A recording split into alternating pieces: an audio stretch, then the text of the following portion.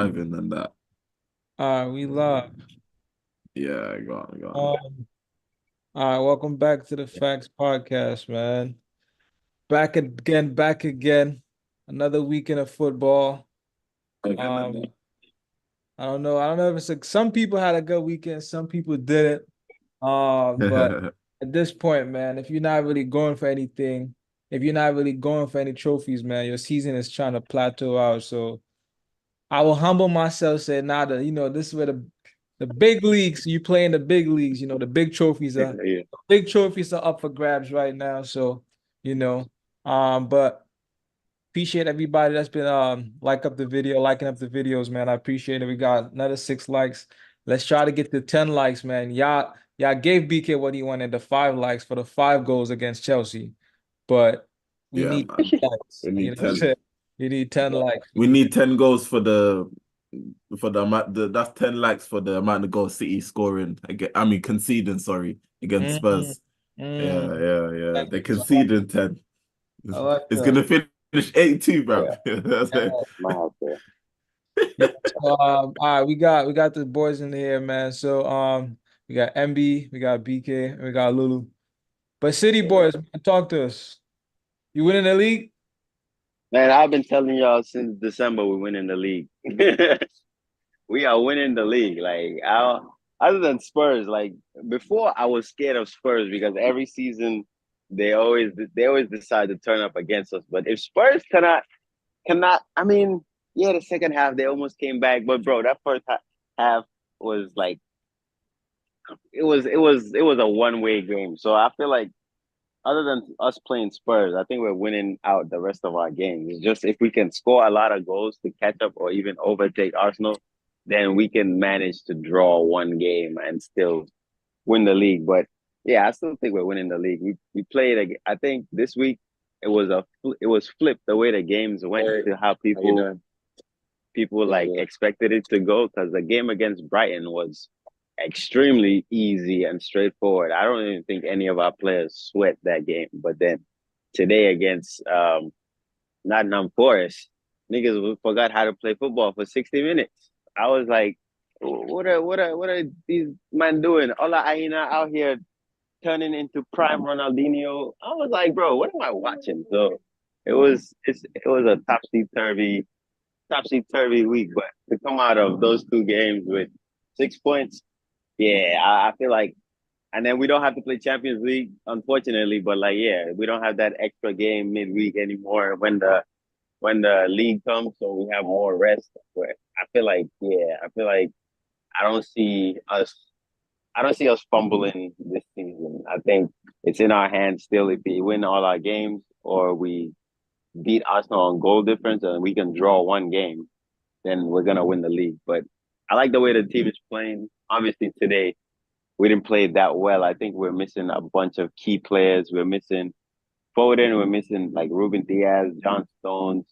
Haaland didn't start, but he came on and scored. But yeah, the way we were playing first half was horrible. Pep even had to he made 3 subs around the halftime mark. Edison was injured, and then he took off Doku and brought on Kovacic because we were getting killed in the not in the middle but on the wings because they were playing some 5 back wing backs and wingers, so they were overloading the wings, and Doku was not tracking back, so he put Bernardo out wide, put Kovacic in the middle, and we controlled a little bit more of the game. But yeah, man, Nottingham Forest. I hate playing these relegation teams, especially at the end of the season, because if it was a different day, we would have went into halftime at least 3 goals down because Chris Wood missed. When I tell you, he was less than 2 yards from the Yeah. goal, and he was just That boy missing is chances. yard, bro. Yeah, he was missing so many open goal chances, and then the defender Murillo too missed one. So I don't know when stuff like that happens and your team still comes out with the 3 points. I think it just gives you more confidence. So yeah, hopefully next game, I think we're playing Fulham or Wolves. We have Yeah, Fulham. all our Bulls. yeah, we have all our players back. No, So it's Wolves, it's Wolves, it's Wolves. Yeah, it's but Wolves, yeah. are you worried about like the chances you gave away though? Nah, you're beating Up on Wolves, bro. Forest. Yeah, that's what I'm saying. I think the chances we gave away were very easy the way they played on the wings, but it was because they went tracking back. Like all their chances came from the same side. It was from their left wing, which is our right side, because Kyle Walker was the only one there. First half, Doku was not tracking back. That's why he got taken off, because second half they had less chances. But first half they were all over that our right back. Like it was Ola Aina, Callum Hudson-Odoi, and Chris Wood on that side, and they were killing us. So yeah, I think it's just a matter of work rate. I think Doku on that right side, he was kind of, I don't know if it was a tactic where Pep maybe told him at the beginning of the game to like defend a little less, to stay up and like be there for the counter, but it wasn't working. So I don't know.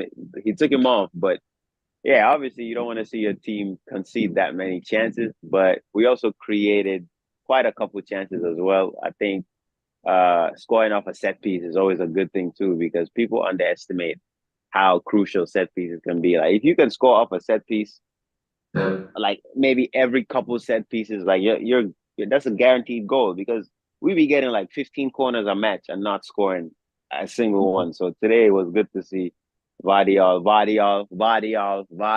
score off a corner Talking about again. my So FPL, man. I'm annoyed. man, I've been telling y'all about this Croatian youth, man. Put some respect on his name. He was But yeah, dissing. everybody's MB, who? not MB, sorry. Lulu was. He was Lulu. Lulu was. no, no, Yeah, no, no. Man, Lulu was. I've been meaning, Lulu don't rate. He don't rate Vardiol, man. He don't rate Yeah, Vardiol for Lulu some was. I've been reason. meaning to And put him. and they and Hold on. last time all them Chelsea fans were on, they were saying, "Oh, he playing left back. He's not even." But he's a center back that's being forced to play left back, and he's still playing good. If anything, that's like a bonus for him. So I don't know how they're using that against him. But bro, Vardiol is a top center back. I can see him It's being like a Ben member White of last this year. team. Yeah, it's like you have a center back who's like, look at Ben White this season. Like last year, it was his first season You, playing in you that can tell he's position, and adapting. yeah, exactly. Now he's getting assists, he's getting goals. He's still defending, but he's more tapping into that attacking side, because as a wing back, I mean, as a fullback, you have I more think long license to term. attack. I think long Yeah, term, so he's here to replace John Stones long term. In Stones, my nah, nah, in nah. my thought process. Because he can like run with the ball in it. Do you know what I'm saying? Like he can, Yeah. But the if thing about that is him and if I'm Stones are not thinking. that far in terms of age though. So I don't No, know. the I feel Stones like is injuries. His injuries, man. He's yeah, yeah, yeah. you know when you got to play like that, yeah, injuries can add another year or two, bruv. Do you get what I'm saying? It can, Yeah. yeah. It's the injuries for Stones, bruv. It's just so that's where I think the thinking was. You know what? At least we're gonna have a centre back who can play his role for us. Do you get me? Yeah. Or if we need him, he can slot in because I think Ake will be that left back long term. You know, Yeah. Or even left center back. Today he played it yeah, pretty well. yeah, I think yeah, Ruben yeah. Diaz is like what, 24, 25. He still has a lot of years for the club. We just need to get an Stone, I think hey, Stone's like 26, 27 nah, he's Stones. 29, 29. Oh, there you go. Yeah, there you go. Yeah.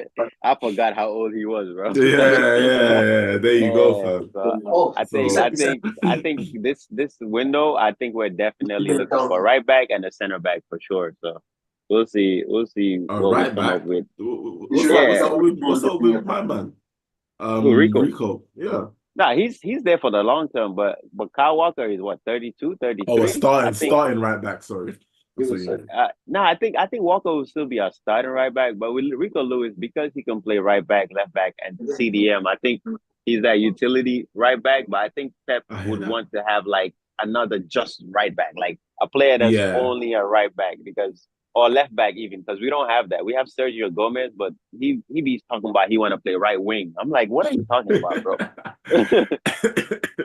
So yeah, it's just I think this transfer window, especially if we win the league, I could see us buying a couple defensive players. I feel like midfield we might go for like that Calvin Phillips was a flop, so we might have to replace that. Nah, he's So coming back, man. Don't worry. Don't worry. He's coming. we're selling He's, him co- to United. He can go play with McTominay. Calvin he's coming back. He's coming back. Phillips doesn't have a place in Manchester, He's bro. coming back. What's Oh good, my man. boys? What you Yo, saying, dude? What Yo, you saying? What you saying? Cool, Khalifa. brother. look at this Chilling, guy. brother. We got the Man City B team squad in the building. Academy. I told y'all we coming for Ben White and Saka. Keep playing. You're mad. You're mad.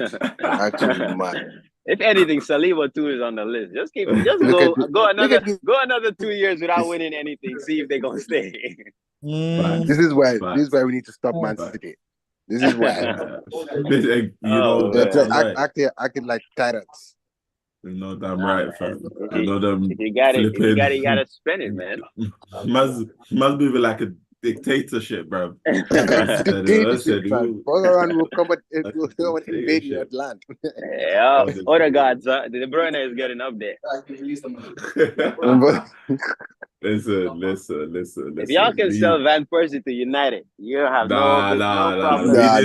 They forced our hand with that one. Don't do that. You don't have no problem selling Odegaard to Man City, bro. No. Don't do that. We'll even give you Mateus Nunes, bro. But said Mateus Nunes, brother. What? I don't think we'll ever sell a player to that team, bro. The Man City, nah. The Man City Arsenal pipeline is there. Don't worry, it's there. It's a one-way pipeline. I hope you know that. Yeah. Clichy, Nasri, don't worry. We're coming. No more. Those are Wenger days, bro. No more. We needed Baha. We were desperate. Man. We gave y'all 2. We coming for our 2. Don't worry. Hey, listen, if you want, we got Emil Smith-Rowe, you he's not going nowhere. You know what I'm saying? What's his name? We got off, man. Hey, Reece Nelson, if you want a quick winger. Piss me off. A quick winger. There you go. Eddie and Ketia. You know what I mean? Nah. Eddie. What? Eddie's... Hey, you know who I want? Who's that y'all's Obi something in your academy? Nah. Chill. See, look we'll talk. We'll talk. Don't worry. This guy's going down to under 18s. No. We'll talk. But I'll be watching the development league, and I see this nigga scored 7 goals in one game. I was like, wait, hold on. What's the country coach? But yeah, I think we still, like Mohammed, just going back to your question, I think, the only thing that would stop us from winning the league is if Spurs can beat us. But I feel like even if we draw that game, I still think with Haaland coming back, Foden coming back, De Bruyne getting his assist again, I still think we can catch up with that seven goal Arsenal goal difference. So when you're going to Kenya next year, let me know. We can draw one game and still win the league, and I can see that draw coming against Spurs. Yeah. Personally, I think y'all should have drawn this game. I think that would have helped. But yeah, man, I'm not really seeing an Arsenal win. I mean, it depends on your next game, because if you look at your teams, the teams you have, they can turn up, bro. You have bro. For sure. Let's not act like City are not gonna go and 3-0 all these teams, all of them. Come on, bro. Because people were thinking the Brighton game was gonna be tough. Exactly. I always said it would be this game. Remember, I said I didn't even. I said this game because they're fighting relegation. They're at home, you know. And like you said, it took you 60 minutes. Do you know what I'm saying? Bro, so we need to this was the game that I was I was a bit more worried about. But then when I saw the results, I thought, typical. Yeah. He's on our books, bro. He's on our books. Yes. Until next week, bro. Do you know what I'm saying? Yo, a lot of background noise. Dude, I think that's no. Right. Is it new? Yeah, my boys are 1 second. Yeah. 1 second. But MB, I was just saying, like, the Wolves game, that can be tough. I don't think it will be, man. I don't think it will be. I don't think so. It depends. It depends. The thing is, listen, I think you lot have. Oh, it's at home. Oh, nah. Yeah, because look at this guy, bro. Like, it's at City, bro. Remember that. The away game is Fulham games. It's Fulham and Spurs that are away. Yeah, all of our home games, just put that in the bag. Put that in the bag. I don't know why you would. Confidence, bro. Yo, bro, it's not about. I've been talking like this since December. It's nothing different, bro.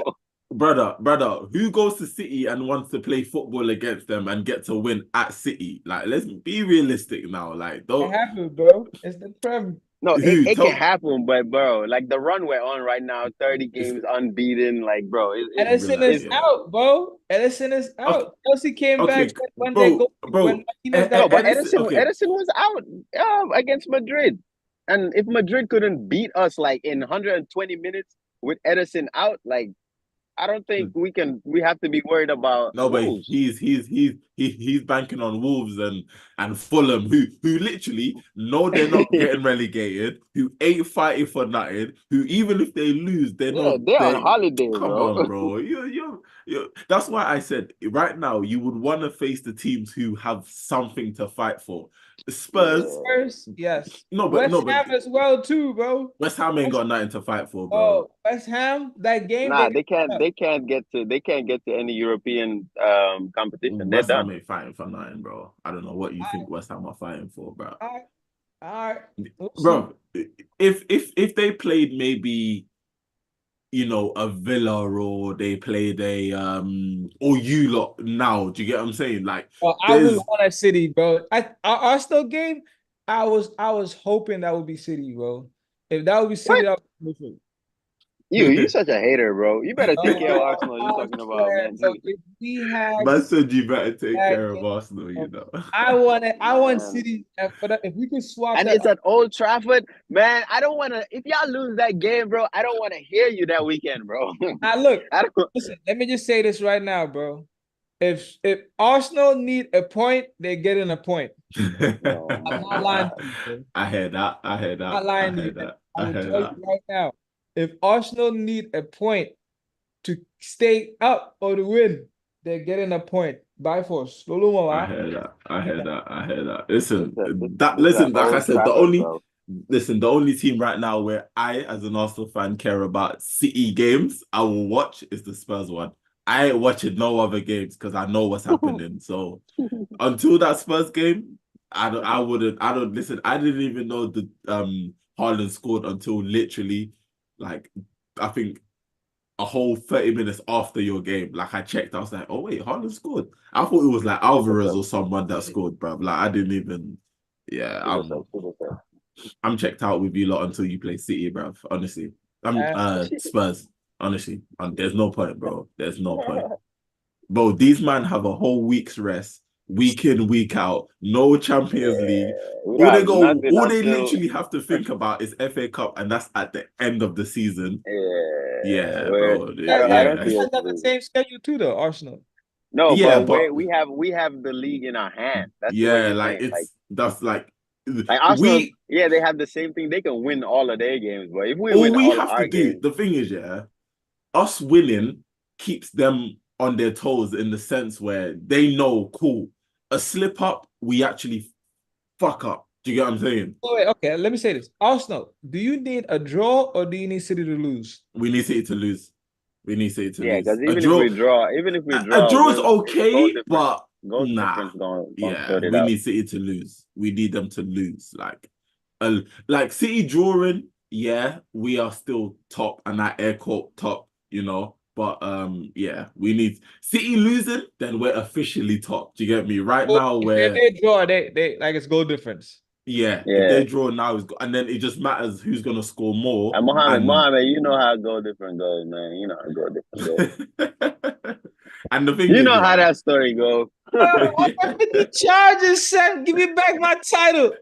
Man, you can do you know add what I'm 10 saying, bro? charges. 150 charges. I need my title back. Man, Bro, do you you know what can I'm saying? add 10. So Hey, bro, right big man, now, look, it's yeah. the Premier League, bro. Don't lose hope, man. No, Listen, listen. I'm there with you, bro. It's not about lose. Like I said, I've not lost hope, but I understand what's going on. Do you get what I'm saying? So I can't be stupid to say, oh, Nah, you gotta look for it. no, You bro. gotta see it, Okay, bro. you You gotta think, see it. yeah? Okay, You cool. gotta see it. I hear you, yeah. But you think next weekend I'm gonna go watch City at home against Wolves and think, oh, Wolves, come on, Think about the brother. documentary, Yeah, bro. You gotta think I about Bro, the I'm not stopped, I doing documentary. that. stopped, I I'm not stopped doing hate that. watching a long time ago, bro. When I hate watch, they always win, so I just I'm wait not until doing that, after the bro. game. I'm not doing that, bro. If they Bro, draw, I woke up early to watch this Arsenal game, bro. Before I can breathe, it's 3-0. I turned the TV off. I didn't even know Tottenham scored 2 goals until the end of the game. Like before our game, I turned the TV on. They were Bro, talking about the Spurs game. So if I didn't watch the game from the beginning, it would have been 2-0. I hate when that happens. When you hate watching, they start with it. I said it would have been man. Listen, but you get what I'm saying. So right now, I'm not watching until they play Spurs. But even that, bro, we play you lot that same game week. So do you get what I'm saying? Yeah. Do you get what I'm saying? So, and I think we play before them. I'm not too sure, or it's actually on the same day. If I'm not mistaken, it's on the same day. So. Yeah, bro. Do you get what I'm saying? Right now, I'm not. I can see it, bro. Nah. Y'all play on the Sunday and then we play Tuesday. Oh shoot. Yeah. Because it's the midweek because it's the game in hand. Yeah. That game I'll be watching, bro. Yeah. Wait, which one's the game in hand? The Wolves? No, their game in hand is Spurs. Spurs. It's the Spurs one. Yeah. That's a far ass game in hand, though. Why Come on. Far behind? Yeah. Do you know? It's because they went through to the FA Cup and the Champions League and all of that.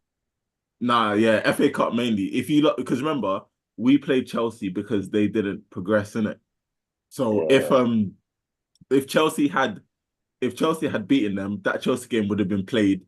So we would have had a 2-match week, which would have been Man United and Chelsea. Oh, sorry, it would have been Chelsea first, then United if Chelsea had went through and City didn't. So, like I said, the worst thing that happened was Madrid winning on penalties, isn't it? Do you know what I'm saying?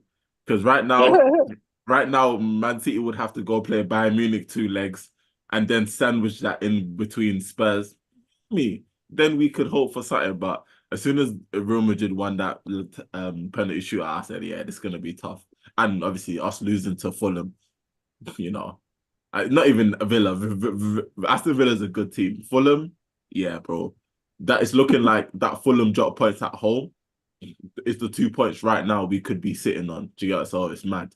What about us?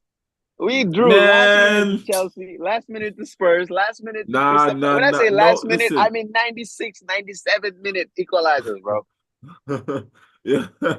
That's 6 points right there. But you're talking about away games. I'm talking about home games, bro. Home games. Nah, the Chelsea game. No, wasn't Chelsea 4-4 at home?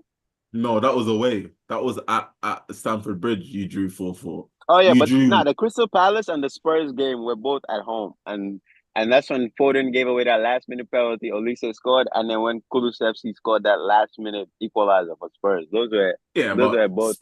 Spurs are a good team, and Olise is a baller. So how could you complain, fam? Man, we should have. That's 6 points. 6 points. And then we lost to Wolves, bro. Huh? Yeah. Oh, wait, Wolves. Wolves. Nah, that's because Pep said something about Huang, and he was like, you want to talk shit about me? I hope they ask him the same question again. Do you know what I'm saying? He better shut his mouth. I'm tired of Pep's press conferences. Ask him the same question. Say the same damn thing, Pep. Yeah, run it. Listen, I'm joking, but I don't really have hope on Wolves in it, but you know, we'll see, bro. Do you know what I'm saying? We'll see, but no hope on any of them, bro. City are winning it.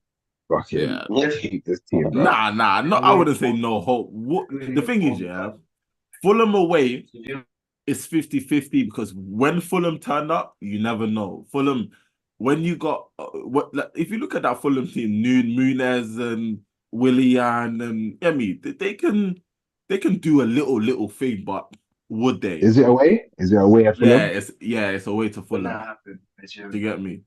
Because they have 2 back-to-back away games. It's City, it's Fulham and Spurs away. So you know, like I said, bro, City, like I think after our game, all Pep had to say is, guys, you lot saw the result. You know what you need to do. That's it, man. That's all you need to say to them. Like honestly, bro, like you know, and they don't. I like playing second. I like it when we play. You see what I'm saying? You see what I'm saying? Like playing first, there's the pressure on, you know, set pace. You know, it's like us. Like when think about it, when we play Chelsea, bro. As soon as City won that game, their midweek game, I said, bro, all these they know what they need to do, bro. There's nothing else that has to be said. We just have to dispatch of Chelsea and keep it moving. rightfully so. This game, because it's a derby on Arsenal, we had to, take the initiative, be strong, and have that strong willness, that mentality, and we came out on the other end, and all City had to do, bro. I bet them City players were watching the game before they played us, bro. Do you get what I'm saying? They were probably watching. Do you get what I'm saying? So playing second is fun, but playing first, like I said, all we have to do now is go beat Bournemouth, and after Bournemouth, we gotta play United, and then after United, we will see what happens. But as long as we win all our games, I'm starting to see you're gonna need a lot of goals. Do you think you can keep scoring, like let's say 3 and up in all those games? I think. Oh, your defense. Do you know what it is? Yeah, I think right now, I would say as long as we score 2 goals, we should be okay with that goal difference. Like obviously, City can score 5, whatever. But for me, it's not conceding, getting minimum 2, 3 goals if we can, and just don't concede, because same way Man City have that ability, especially this season. They concede the odd stupid goal here and there. Do you get me? And we've seen it with them. They'll be good, but then they'll win 4-1, 5-1, 3-1. What's helped us a lot this season is our clean sheet and our lack of. Bro, I think bar today, I don't know. When was the last time you saw Arsenal concede 2 goals? Aston Villa. Like, Yeah. do you get me? So our defense has been the reason why we're here, and now all our attackers has to do is just help them finish the job, because and I can't, and if we're speaking on Arsenal's game today, listen, as we won, honestly, bro, I have nothing for no one. We won, bro. It's a derby, especially playing Spurs. Yeah. Brother, I don't care how anybody played, as long as we won. If we lost, then I would sit here and break it down and me. But today, the only bad thing I would say is David Raya, man. I'll call you David Raya, fam. I'll call you David. Please, don't do that again, bro. You gave these men a goal, bro. Like, they didn't deserve nothing. I needed a clean sheet on these guys, bro. And we let them get a goal. That was the first, but the second was a penalty. Yeah, you're right. Yeah. And even like the penalty, I've seen those given, I've seen those not given. So it is what it is, isn't it? But even though, bro, we would have given up 1 goal, then the game would have finished 3-1 rather than 3-2. Do you get what I'm saying? But this is what we need to be careful about, is the goals we concede. It's the type of goals we concede. If think about it, the goals we have conceded this year have all been either own goals, penalties, or stupid mistakes. It's our fault. Yeah, it's all our fault. It's literally, so that does give me confidence that definitely teams cannot play us on score. It's impossible. It's not impossible, but you know what I mean. We've gone to show that we can do this, but it's just all about having in a game like this. As you said, it's a derby game. Tottenham, we expect madness. It's always going to. I expected us to concede, bro. Yeah. I knew we were going to concede. I just didn't think it was going to be like that. You know what I mean? But then thankfully we were already 3-0 up. You know what I mean? And Rice wanted that guy not to have kids anymore, man. Like, that was. You know what it was? Crazy. Yeah. Apparently, the ref said no foul, but VAR stepped in, and this is where I'm a little bit like, sometimes if the ref makes a decision, listen, like I said, I've seen those given and we've seen those not given. So which one, the penalty? Yeah, the penalty, yeah. Yeah. They only gave it because it was reckless. It was like, and it was because, and obviously you could tell that Rice was not looking at the guy even. He was concentrating on just whamming the ball, not knowing that the guy is coming. He's gonna honestly, I feel like if that was like, let's say it was a 90th minute and the game was level, I don't think they would have given that penalty. They would not have given it.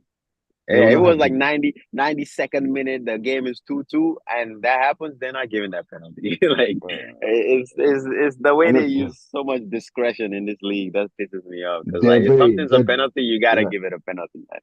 There's a lot of fine lines. Like that, right? It's like you see, like a player has clearly made like a very abundant mistake, and they're like, no, stop. Like, instead of following the rules, they kind of Like the Liverpool game. Y'all saw that shit with Areola? Yeah.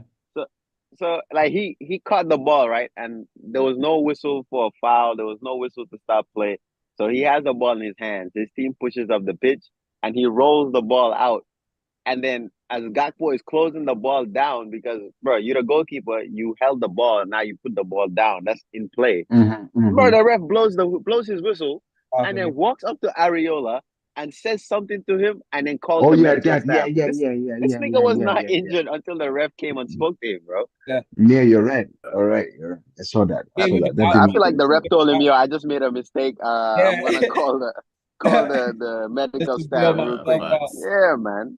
Like he wasn't holding his head or anything. Even the prior thing, it was something. It might have been his legs or anything. But man. I'm okay. If it's against Liverpool, I'm here for it though. Honestly. Oh yeah, nah. I'm shamelessly. I'm just saying the ref be messing up, but against Liverpool, I'm happy every time it happens because I feel like Liverpool fans need to be humble. They do need to be humble. Farewell, Klopp. Oh man. Bro, they be talking about Klopp like he should be. They be saying Fergie, Pep, Klopp. Which Klopp? Crazy. That's crazy. Klopp has Fergie, the same amount of Premier League titles as Manuel Pellegrini, and you want me to put him up there? Manuel Pellegrini, bro. Man, go going way too far, bro. Claudio Ranieri. They have the same amount of Premier League trophies, bro. And you want me to put him up there above Goose all these other I swear Goose Hiddink won the league with Chelsea. If I'm not mistaken. Andres Villas-Boas won the championship. Come on, man. Like, come on, man. Klopp is good. What he did to Liverpool was good because Liverpool were finishing Klopp, 6th or 7th place before he came. But listen, as a Premier League manager, it's trophies at the end of the day. No, listen, honestly, bro. I don't know what anyone else thinks here, but I think Klopp is actually like one off, like as in the Premier League managers that we will remember. Do you get what I'm saying? Like he's you know, like if you watch Lulu, come on, man.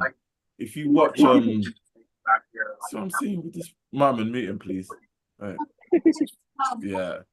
Like if you watch like Liverpool, the way they've been playing, you know, you can clearly tell this guy is a good manager, good coach, and he you know, he's let's be real, yeah. If Klopp never came Liverpool, Brad, we're talking Liverpool 40 years without a title. 50 years, do you get me? Yeah. So I think they're finishing 7th place before he came. Do you get what I'm saying? So I think he's credited to be one of the Premier League's like guys that we recognize, but to put him in the big 3. Yeah, I'll put him in maybe top 5, top 10. But like, bro, there's other managers, Mourinho, Arsene Wenger. You can't put Klopp over people like that. Top 5 starters today. But yeah, man. Yeah. He's good. Nah, I see why. I see. The thing is, you would give top 5 because of but top 5, I think that's fair because of influence as well. Do you get what I'm saying? Okay, fair enough. If you include influence, yeah. He's influenced the league. Bro, don't do that. He has influenced the league. No, he does. He has. No, but my beef is people putting Klopp over managers like Mourinho, managers like Arsene Wenger. We know that. Yeah. That's why I'm saying Liverpool fans need to be humble. Because, bro, you can't have the best manager in the league, the best goalkeeper, best defense, best midfield, best strike, best front 3. When they had Mane, Salah, Firmino, they were telling me, "Oh, Thiago is better than De Bruyne." And you win one Premier League trophy. Like, come on, bro. Like, we're gonna call it out. I'll even go a step further, saying that what has he done to influence? What has he done revolutionary in the Premier League? Like Arsene Wenger, the Premier, he changed football. Mourinho changed the way as well. Pep also has changed the way, right? What has Klopp done revolutionary in the Premier League? Nothing. What do you attribute him to? I may be wrong, but I think this whole attacking fullback thing was him, innit? Do you get me? Oh, that was him. Nah. That's Pep. That's Pep, bro. That's not Pep. Don't do that. That's not Pep. Pep was always tucking in. Hold on. What about Maicon? What do you want Maicon to be? Bro, you're talking about Maicon, who is literally a Champions League winning back at Inter Milan, bro. I'm saying that that style of Nah. play, having attacking fullback, is not Klopp did not do that. No, Did I'm that. not talking. bro. No, come on, man. Because I think we're being I disservice feel to like turning before him back. Trent, I think that's just a matter of like the player he was given, Trent. But Yeah, before he No, it's started not playing Trent, given. He didn't give Trent. Bro, he no, picked no, Trent as out in of the academy. I'm not talking about Oh, giving oh, oh, oh, I mean oh, oh, like oh. the attribute fact that as a he player. had Trent in his Yeah, Oh, his okay, okay, arsenal to okay, use. okay. Like the fact that you have a player like Trent, you cannot tell him, yo, you have to defend the whole game. The fact that you buy a player like Robertson and you see that these players they have the stamina to run up and down the pitch. They can put in amazing crosses. You're not going to tell them to like defend, but when he was stuck with who was their left back before? I And don't know. their I right actually back, don't know, fam. Nathaniel Oh, Klein Nathan, fine. and Nathaniel Daniel Klein Klein. and I forgot who the Rick left back was, but Glenn Glenn Johnson. Johnson. He was not. Glenn Johnson. Yeah, he was not Glenn Johnson. as attacking minded. I think yeah, for sure. He Adapt. definitely stamped that like yo, my wingbacks are gonna be attacking because yeah, I think when Pep came to Man City with Kyle Walker, Kolarov, like those fullbacks we were given, they're not as skillful to be attacking Bakary like that. Sagna. So yeah, so he did take a step back when he come, but when he was at Barca with and at Yeah. Bayern with Yes. players like No, but Alves the and reason, no, but Alba, the reason why I say that is because Pep, yes, Pep can play it like that, but he don't. Klopp has stuck by that. Do you get what I'm saying? Like that's where I'm yeah, thinking. Where as in, yes, Pep has done it, but Klopp made it like, brother. Let's be real. When did we ever see a team, one specific team, have the left and right back bomb forward, get 10 assists? Bro, we're looking at Leverkusen now, and we're thinking, wow, Frimpong, wow, Grimaldo, but we were looking at Andy Robertson and Trent, both wings getting 10 assists each, bro. Like, do you see? I'm like, there's that element and of having a fullback that has to be creative, that has to good, like, bro. Let's be real. When we had fullbacks, it was more they run in, cut it back, and then they drop back, and then they get back into to their position. When did we have left and right backs whipping in crosses and doing 1-2s with? And then come on, man. Yeah, I think that aspect of the Prem, I would give that to Klopp. Just attacking fullbacks. That's what I'm gonna say. I'm not saying the style of play because everyone does high press. That's everyone. That's normal. But attacking fullbacks, I would give that to him and say, you were the guy who made it a thing, like a proper thing in the Prem. Because, and because remember, he won a title with that. He won a title with attacking fullbacks. So clearly it worked. So you don't give, but that title was during COVID. That don't count. Everybody was Also, everyone was sick. They were dying indoors. Everybody was sick, man. the front three though. His front three is where he got the title. He got the title off. Not really the that pressing, that Gengen press. I'm gonna give him that for sure. But I don't think but he was playing but the that thing with the Dortmund. Gengen press, but the thing with the Gengen press is it's a personal thing, right? Like you cannot you don't see all the other clubs in England doing Gengen press, but with Pep, you see clubs like Portsmouth playing out the back from their goalkeeper and doing inverted fullbacks and all of that. Like that's like a long lasting thing that's gonna be in like it's not even just English Premier League. Like I remember when Pep first came to England, these pundits were like, "Yo, this style is not gonna work in England. We don't do this in England." Da da da da da. That first season we finished fourth place. They were like, "Yeah, he's gonna have to change to England." But Pep, he was like, "No, I'm like this is the way I want to play. This is how I'm gonna play." And now, literally, every team in the English of football, bro, from all the way down to National League South, they're all trying to play out the back. They're all trying to have ball playing center backs. They're all doing this, and that's where I give Pep credit to that. Other managers obviously have their styles they've implemented, but I think the Gegenpress thing is not something that a lot of clubs have been able to replicate because you need to have the players to be able to do that. Yeah, you have to have the players. Yeah. And I was hearing from a source online, someone who was saying it, talking about Arteta and Man City, is that when Arteta came in, he convinced Pep to start inverting fullbacks. to transition into inverting fullbacks. Apparently, Arteta was the one to tell him that. And we don't do apparently. We don't do apparently. Well, what we do.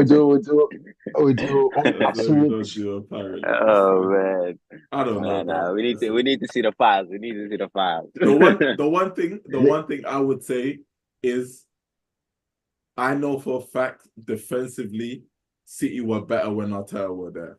Oh yeah, 100%. This is what I'm saying. From what I saw and from what I heard, it was from an interview. They're saying defensively, it's Arteta who was telling Pep that you need to start inverting your fullbacks and start playing out from the back, and to get stronger defensive players as well, just to and apparently that was the turning point for Pep. That's why Pep always says that. You guys always think that I've learned that Arteta is the one also. Arteta is only learning from me, not knowing that I've also learned a lot from Arteta. If it wasn't for him, a lot of the stuff that he would not know. So apparently, it's the detail or something like that. So we always sit down and credit managers, but we don't credit the people behind them as well, the people who help them, their assistants, their coaches, and all that type of stuff. That's just something I want. I was gonna say, even if you think of us right now, there's talk of exactly AirPod Albert leaving. You get me, Feyenoord, but then who's to say that one of our other assistants who's now Carlo Cuesta. Now, I think that's the guy. So do you see? But then I've heard, like you're talking about on Arsenal side, that this Carlos Cuesta brother, he's very much involved. You see him, he works personally with the players. So you see, like everyone has a role, man. So it's exactly. So when we just even coaching staff has a team, bro. Do you get what I'm saying? The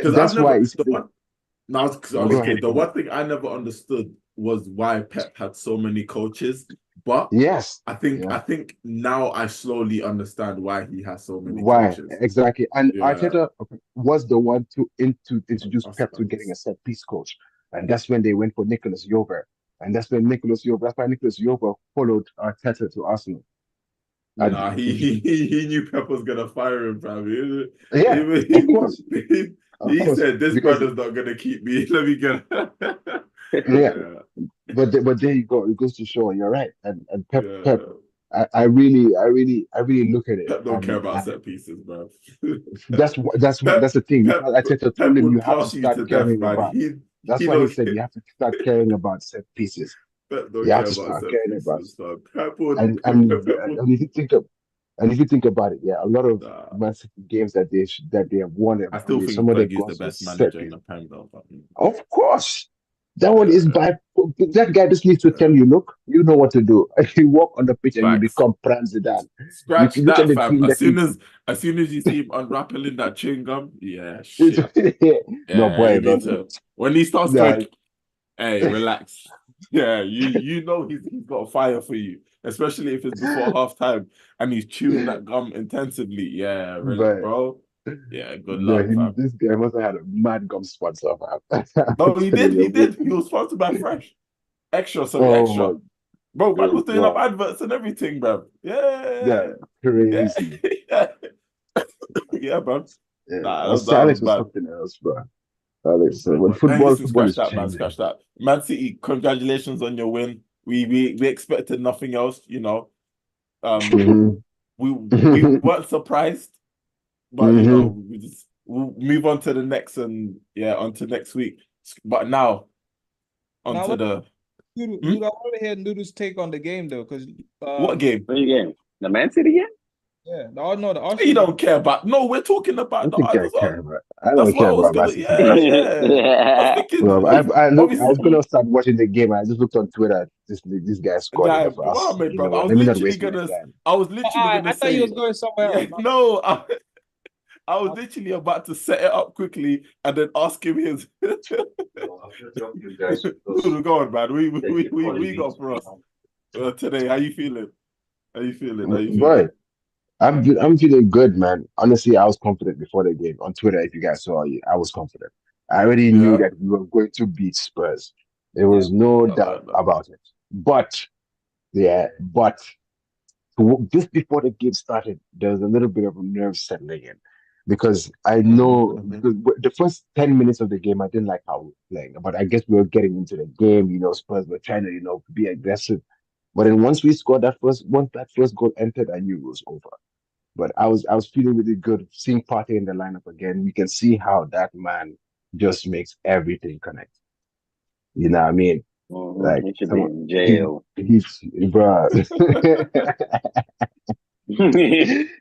Apparently, we don't do apparencies. You know what I mean? Listen, if we don't do if my man in Spain ain't in jail, so ain't Partey. Man, That's all I gotta say. Benjamin Mendy was in jail for 2 years on an apparently. And he came out and they owe him. And you guys owe him money. We didn't want to make the same mistake, fam. These man we paid him. Doing due diligence. Fam, are you sure? Wait. Sorry, I know we're going off topic. MB, have you paid him or you're going to pay him? I don't know. No. They paid him. They paid him.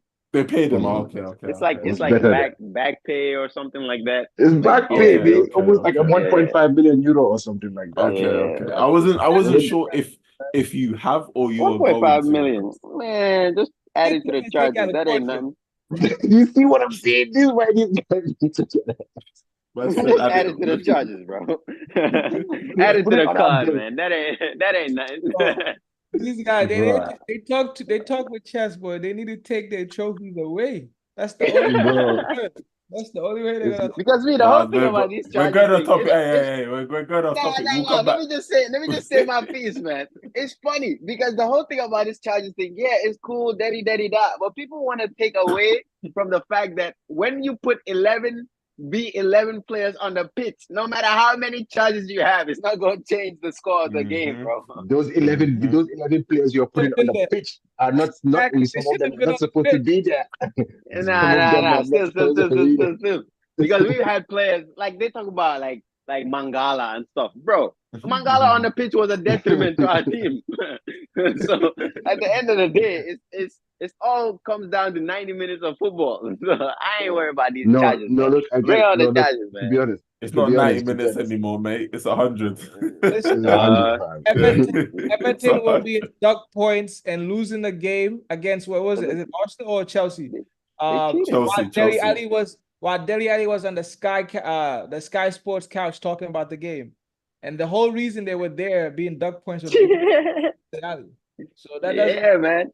It is what it is. I need my trophies. You better play for your trophies, mate. Listen. Like you were telling us, you better win the league. Like I told you in the chat, you better win that FA Cup, brother. I got it. Listen. Okay. You want your trophy? Come and get it. Look, listen, we are trying. We are doing what we're meant to do. We are doing our job. So you can't be mad at us, bro. But you lot, 28th, 29th of May, I believe. Y'all have a whole month to relax, drink water, prepare. Because officially, listen, I know we're not talking about United, but, I saw that you lot can't make Champions League because of your draw, which is unfortunate. So now, all I'm saying... I got that one. Oh. Because if we're going to rely on United more, we might as well just die. Anyway. Nah, listen. Things. What's his name? Got something for them. Eric Ten Hag, fam. He's got something for them. I hope he stays for another 2 years, man. I hope he stays for another 2 years at least. Two? Nah, that's too short. That's too short. I thought we talking about Arsenal. Why are we talking about that? I was trying to listen. Nah, dude, listen. No, let me ask you a question, on the game now. Who was our best player in your opinion? Just give me one or two players. I have mine, but I want to know who you think was our best player. To be honest, I think our best player was, you know what? I'm gonna give it to you. It has to be Kai Havertz. It's either Kai Havertz or Declan Rice. Because without them two, I'm going Ben White, fam. I don't know. You know what? Always gives it to Ben White, bro. You know what? You know how hard it is. Always give it to Ben White. Because Ben, you know why? Because Benny Blanco, the things that he does, the little things that he does in the game. Trust me, you have to see it. You have to really see it to understand that this guy is a real menace.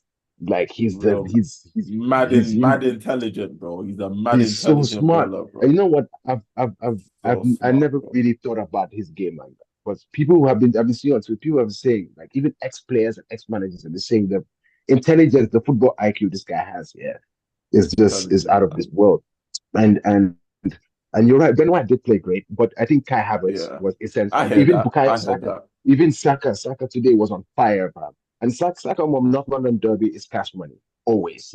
Always. Yeah, Always. listen. Until the end of time, until the guy stops Like playing for like I was saying, yeah, Bakayo can these past couple months, this past month, I would say 6 weeks, he's not Mm, been in his best of form.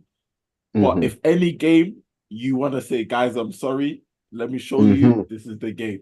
Like I This said, is the bro, game. I'm gonna keep saying this. If he turns up for this game and United, That's it. brother, okay, That's fair it. enough. Because That's you know, yeah. against Bournemouth and Everton, I'm really looking towards the others, the Jesuses, the Martinellis, the Trossards. Don't Mm, be the guys that can carry us. But in the big games where we know that Bakayo's gonna be the important man for us in terms of mhm, holding the ball, taking players mhm, on, etc.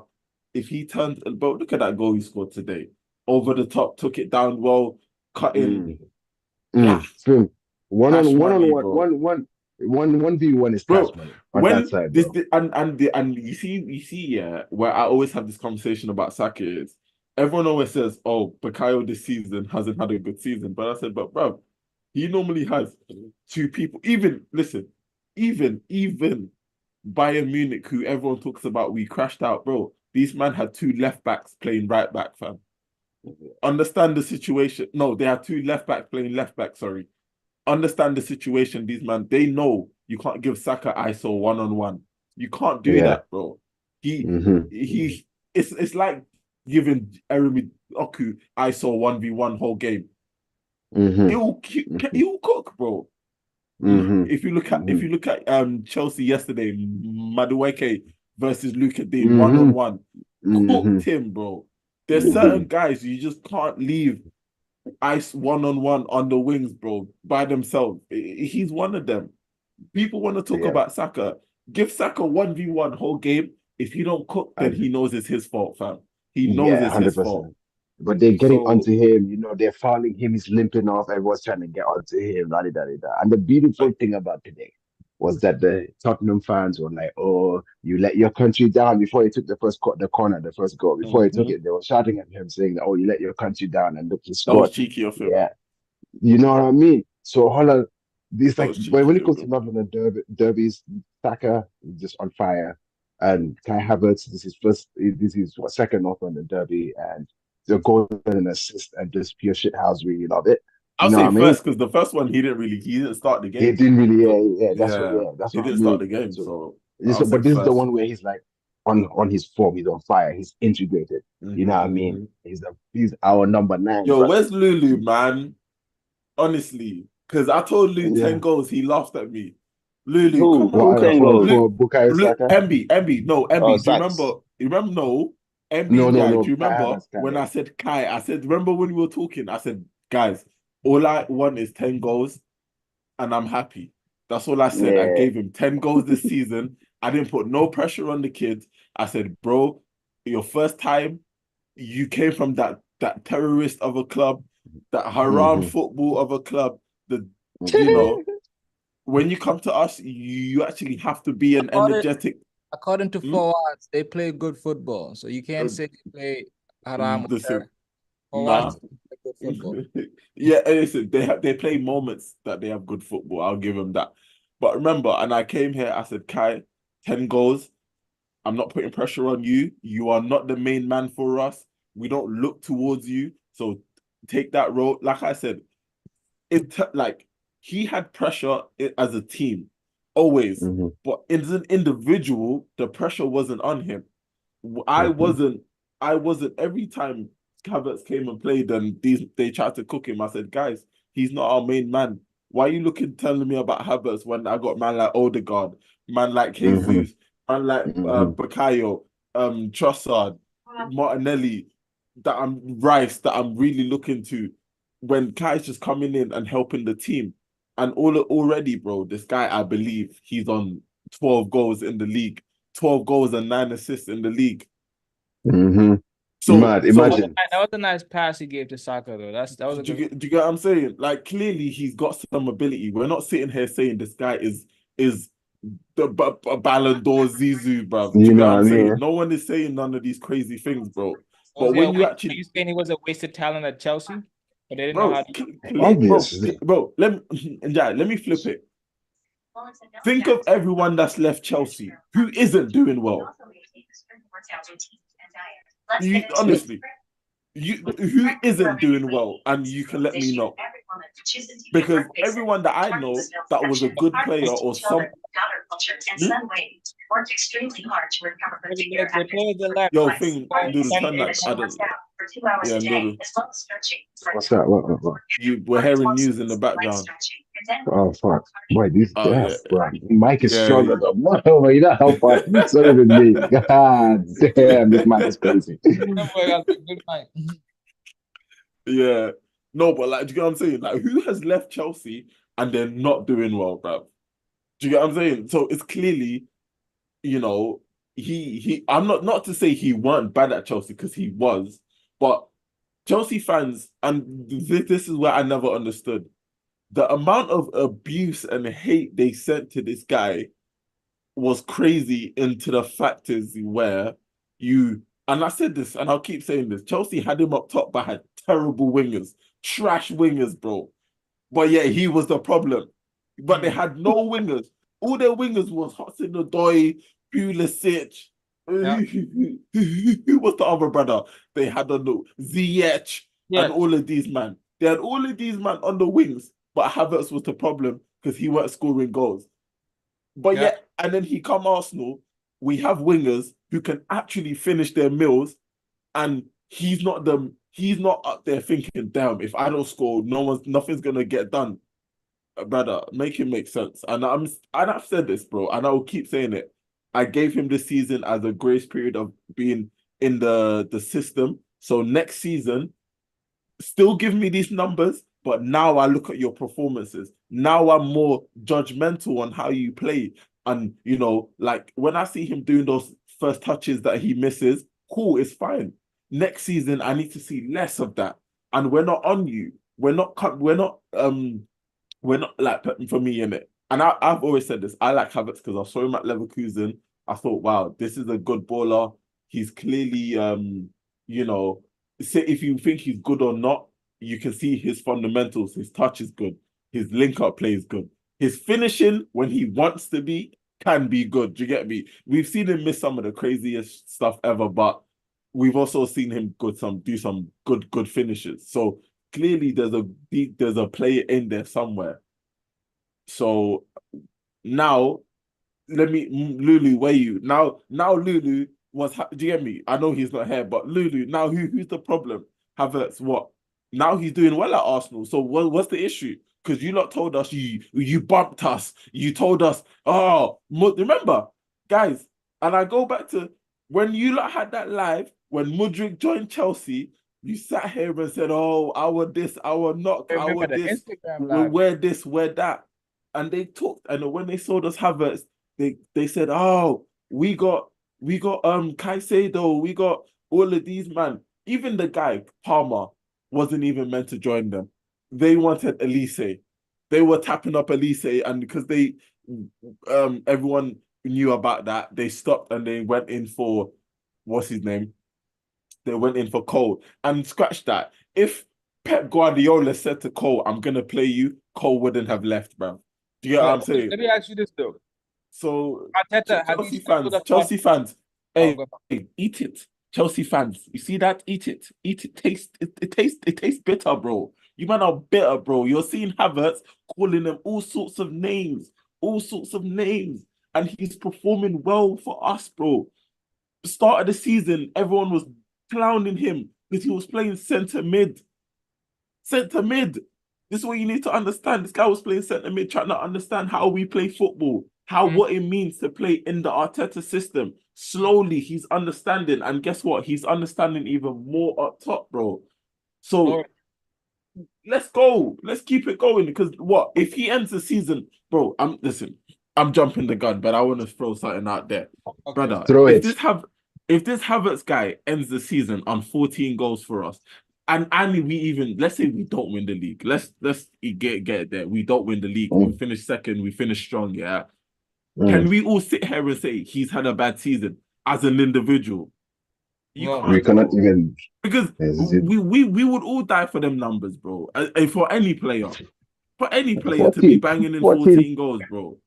Any player. 10 goals for your first season in the Premier League is always a good season, no matter who you are. Get me? And if you have 10 goals season, you have brother. And the honest truth is, yeah, if we was in a whole call with Fawaz, Lulu, my cousin, you know, bare Chelsea fans, and I told them Havertz is scoring 10 goals this season, they all would be dying of laughter, bro. They all would be dying, and they even they'll be mocking us. They'll be mocking us, bro.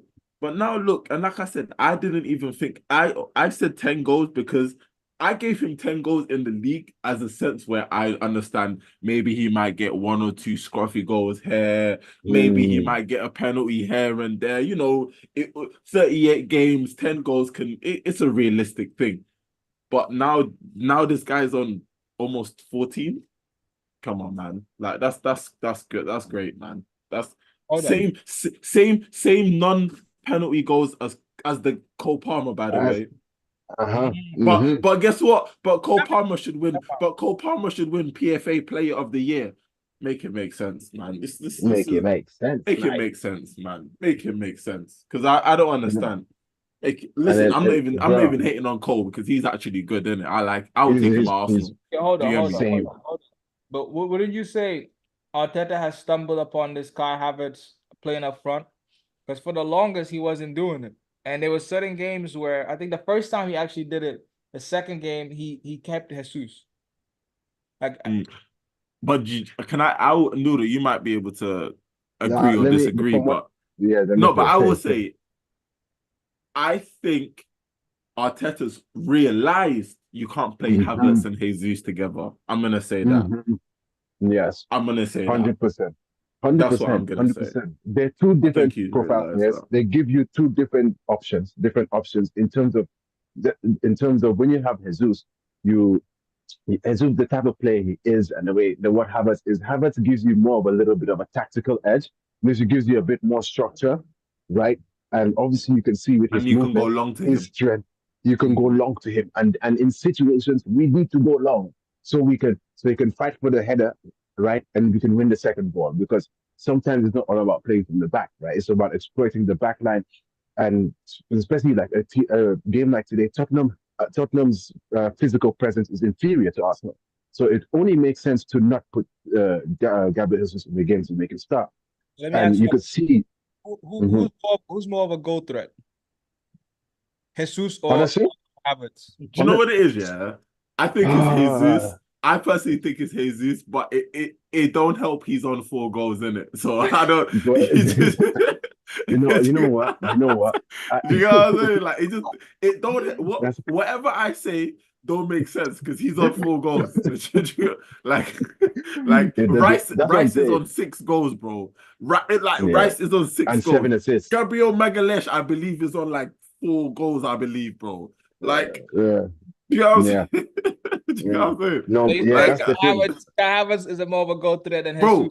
Bro, Trossard's on 10 goals and he's been on the bench, coming off the bench for us this season. Like, do you get what I'm saying? Like, so you can never really use those numbers used to say that is who is more of a goal threat. It just depends on the situation and the team that you're playing. Honestly, because you can see that in the Champions League, Gabriel Jesus was definitely a goal threat. You know what I mean? Exactly. I think Champs, he has like 5 goals and like 3 assists, bro. Like, you know what I mean? So it's like, and either every game he played in the Champions League, either scored or assisted, or somehow made an impact. Actually, yeah, he either scored or assisted. So he made an impact. Yeah, he made an impact. But you see, with Kai Havertz here, as Rebecca was saying, that Oh, BK, that BK. BK was saying that he realized rather than government. Yeah. He realized during the course, because you see football, people, you always think that football is so straightforward. It's like you buy this player, you put him in the team and pump. You know what I mean? And it's expected to work. This how, but he probably, you're right. Arteta probably saw that, okay, you know what, I can't play Jesus and take it together. A situation occurred where he played here. So you know what, let me put Havertz up top. Let me play him as a 9 and see how that works out. And it worked out perfectly. Then he realized, you know what, we can actually play like this. Now we can use Gabriel Jesus' impact.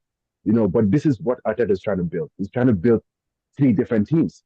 He's trying to build a team where we can play up top. We can have this guy as a false 9, or we can have Jesus playing, running around, trying to gain control of the ball, or we can have an inverted winger who can control the ball. And when Martinelli plays good, when Zinchenko plays. That's when Martinelli has those one-on-one. That's it. Mm-hmm. That's why Martinelli is not starting these games, right? And so it's all about what's different situations, what type of play do we want to play? You know what I mean? And that just goes to show that the coaching ability goes to show that players, he was not in the right environment in Chelsea. It was what type of style of play is it, what type of player profile it is, how are we going to use him? It was just more of like, Thomas Tuchel. The thing is, Thomas Tuchel was the only one that used him in a decent way. I'm gonna say that. Decent way. Yes. Out of all of the guys, because Frank had him. This is what I'm saying. Man, them don't realize Frank Lampard had Havertz right centre mid when he first joined. He had him right centre mid. That's what people don't understand.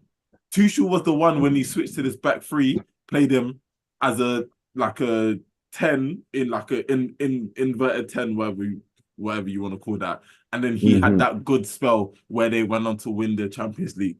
Now he's come here and he's doing like I said, bro, I didn't expect anything from this guy. I gave him 10 goals just as a benchmark of what I want. What I think. Even that's was I can't really get it back. Bro, ask these man. When he signed, I said 10 goals, Kai. I won't be too mad at you, no matter how good or bad you perform. Going back to that, because there was a big question on like how are you gonna use him with Odegaard, Rice, and Kai Havertz. Like, how are you gonna play all those 3? Like, you see, because we were thinking about playing him as a left center midfield, as an 8. Looking back at the beginning of the season to now, are you seeing how Arteta wanted to use him? No, and no. I don't think anyone saw this coming. Yeah, no. I don't think anyone even honestly, bro. Them. I honestly, when we first signed him, I thought we were gonna use him as a striker when we first signed him. But then when the season started, I see this brother left centre mid. I go, okay, let's see what happens. We were slow in the build up. We couldn't, the ball just weren't moving quick. We had Rice who couldn't really do the build up thing. So then I thought, I don't know. Jesus got injured. He stuck Jesus. He moved. Jesus got injured. He still played Kai in centre mid and he moved Trossard down the middle. Yes. He moved Trossard down the middle. And even that, I think he was like, nah, I don't really like this. Then he didn't like it. He moved Havertz up top.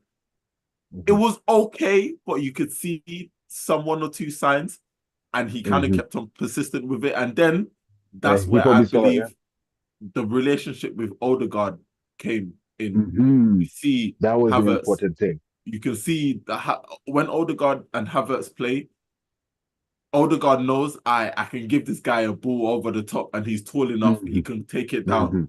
Jesus, because you have a lot of centre halves who's his size, ball to feet, 1-2s, cool. We keep it moving, spins. Havertz, you can go long and he can knock it down with his chest or flick it down with his yummy. That's where the height factor comes into. So I think I think Arteta was fortunate with the Havertz. Odegaard being able to huh? I'm saying Odegaard has been able to unlock him. Would you agree with that?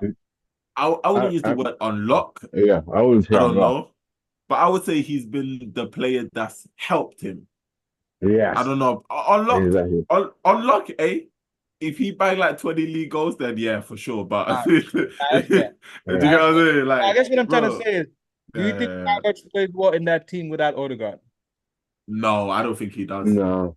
Or I don't think the he needs team plays. I Odegaard? don't think the team itself Yeah, plays really well without because Odegaard. That's Havertz, simple as because that. it's like when you stick Havertz in centre mid, are you expecting him to help you with the build up? Do you get what I'm saying? Are you expecting him to help you with the build up? No, I'm not. If Havertz is up top, are you expecting him to drop deep, play those line breaking passes to who? No one.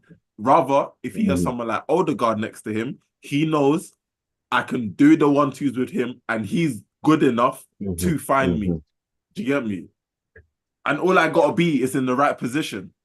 Which is always in the right position. So that's where. So then, Noodle, to answer your question, like you said, I think you were saying that this team, you're not here without Odegaard. You can't do the build up without Odegaard. I think you can. You won't just score as much goals, but I think No, but who?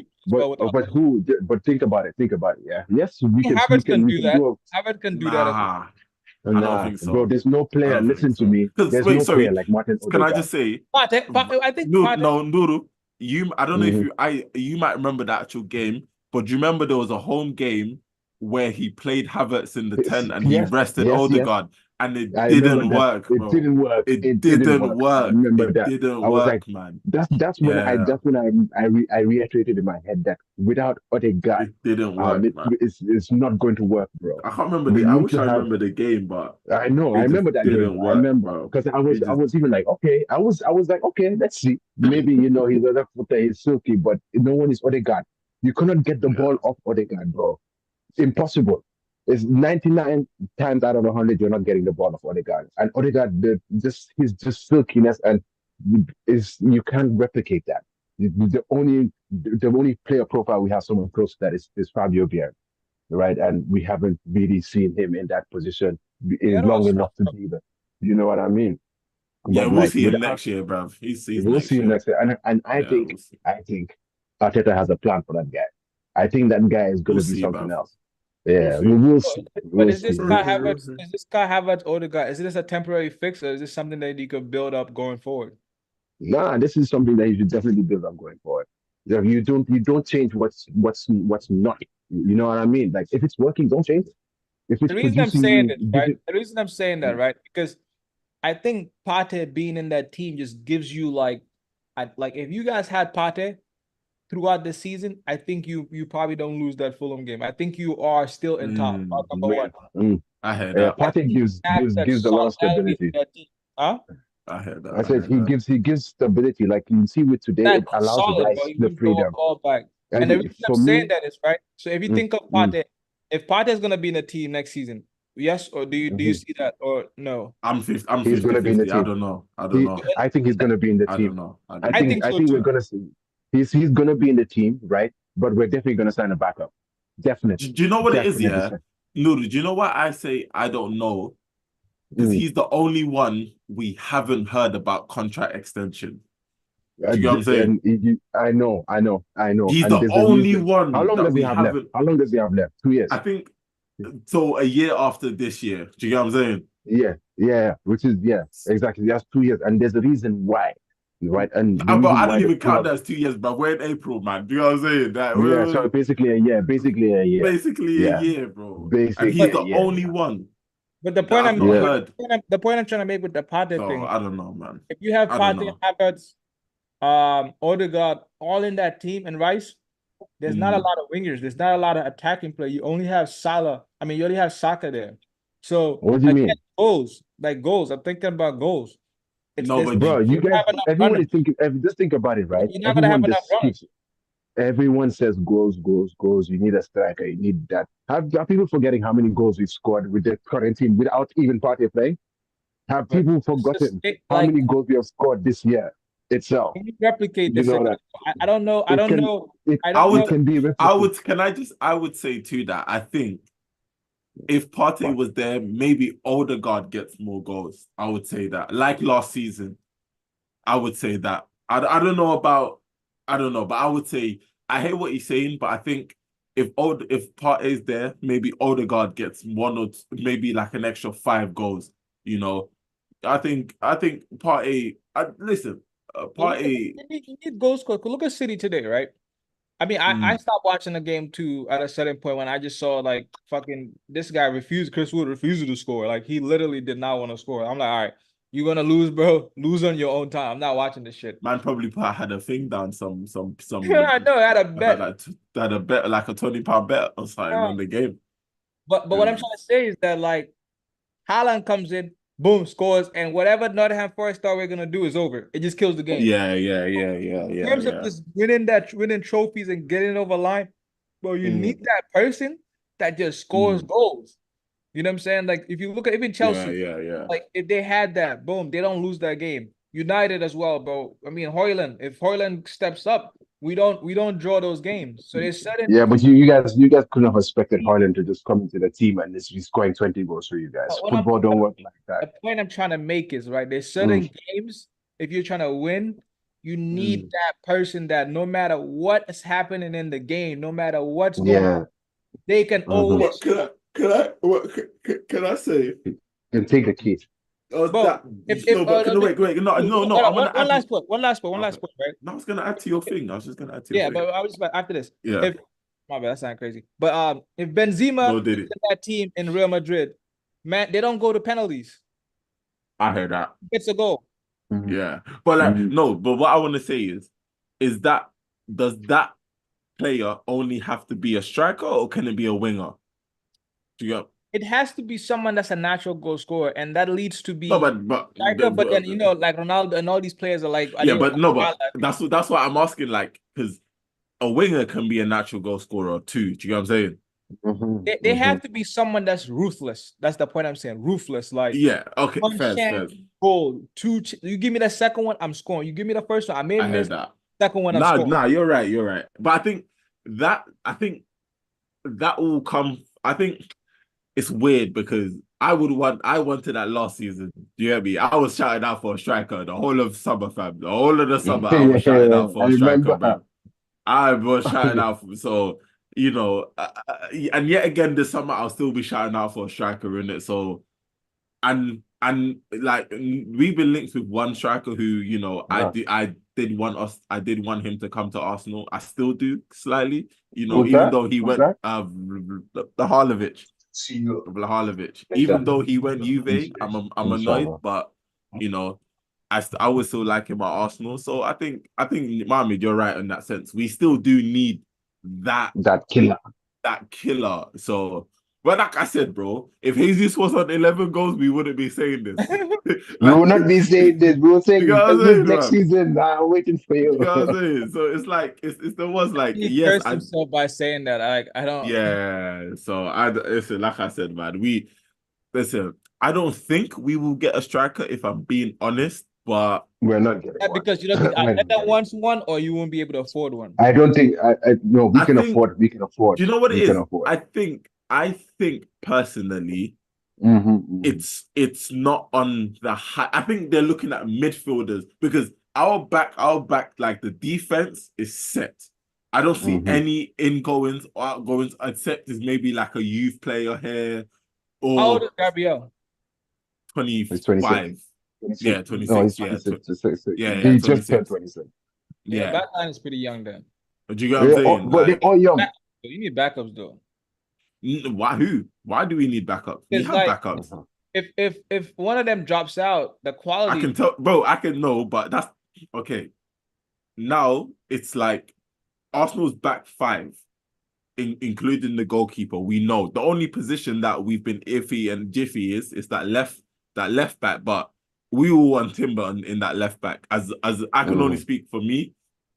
We want Timber in that left back. Do you get what I'm saying? Yeah, we want him on the left back. We want Timber. So now if we get Timber on that left back, we got on the right side, we got Tomiyasu who can cover for Ben White. Yes, the quality is drop off, but now it's more, can Tommy, like, we know we can't get to the point where City can take out Ake and bring in Diaz and then take out, But then even at City, that there's still that drop off from Walker to Rico Lewis.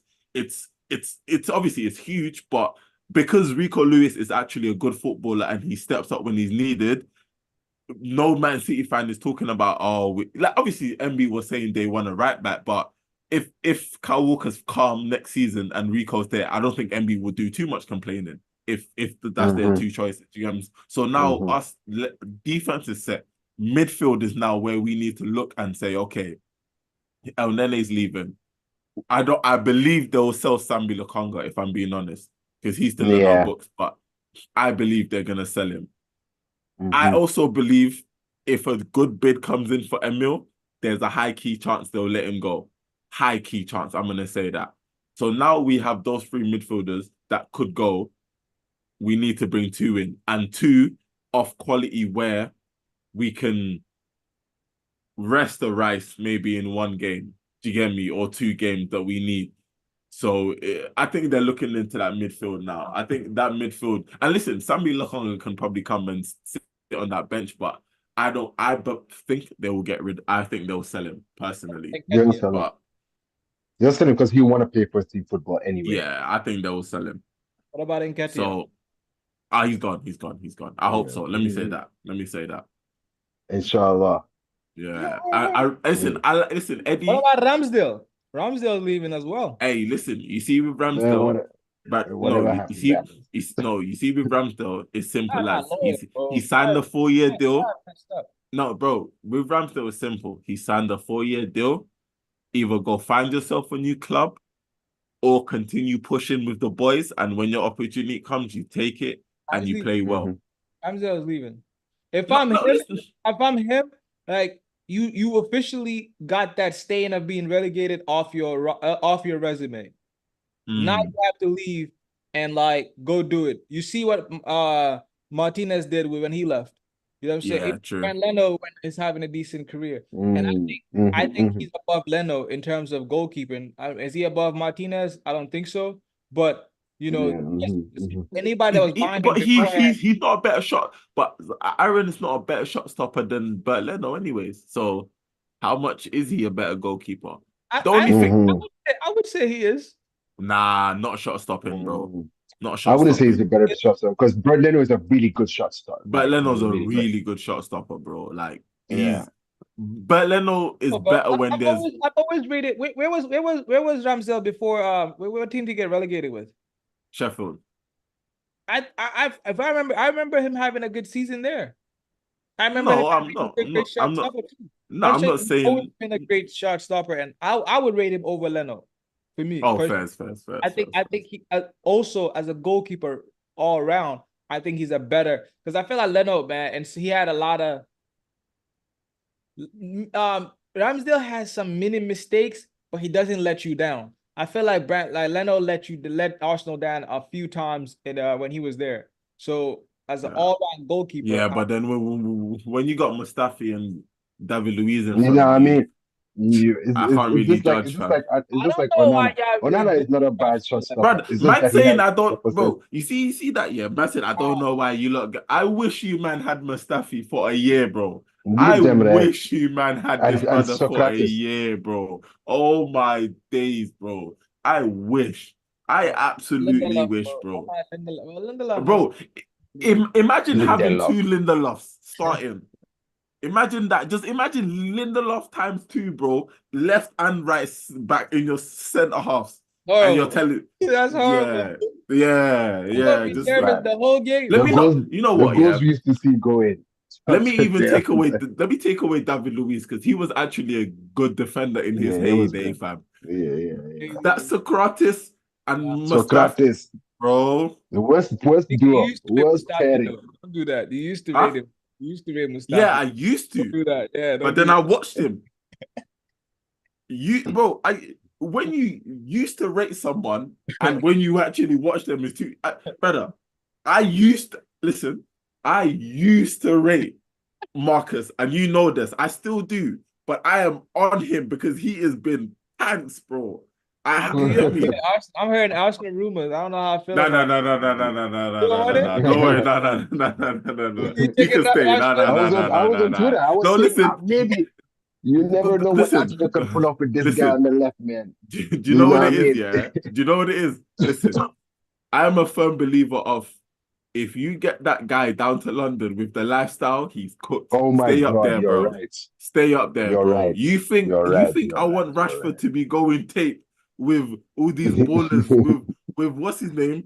With the What's Chelsea man them there. Chelsea Mandem and Ivan Tony and And stay Ivan there. Tony and them. Twin Nah, balloons stay. in the goddamn VIP. Nah, blood. Have him linking up with Chipmunk and Stormzy and these Oh man my and God, you're Dave right. and You're to be right. going. Nah, stay there. I totally forgot about that. Yeah, Thinking about brother. that side of it. He had a madness by going to party in Belfast at Manny. You think he's not gonna Yeah, come that's London? brazy. Yeah, we're not doing that. That's brazy. That's brazy. Yeah, That's brazy. But you want But Liao? Liao's gonna be part of that lifestyle too. Liao's gonna up it. If Liao comes. hey, listen. At least Liao is young. He's moldable. Do you get what I'm saying? This Rashford, bro. He's a man for himself. Rashford's a grown man, fam. He ain't gonna listen, bro. He ain't gonna listen. Yeah, you think he's gonna look at Arteta and be like, you think you're gonna stop me from going out? Yeah, But, nah. Honestly, Listen, is more than don't get it twisted. Marcus, stay another year. Fix yourself. Let me see you perform better. Then we can talk in it. But for this summer, yeah, sorry. I think yes, yeah. I personally listen. I would still welcome him because I do like him. I do like Rashford. He's a good I player. love Rashford. He's my favorite United player. Don't you worry about that. Nah, he's not my favorite United player. Who's your favorite United player? Oh, Kobe. Easy. Oh no, instead of Kobe. Come on, because Kobe is just now. We're seeing him. We're just now. He's not played this season, but Lissandro. Yeah, Lissandro. the little midget. Yeah, he's a baller, man. I like Lissandro, man. I like him. He's good. He's good, but for me, I lost when people started comparing him to fucking Saliba and all this nonsense and talking. I was like, but yeah, honestly, last season was up there, though. One of the best. No, yeah. No, I like Martinez. I like Martinez.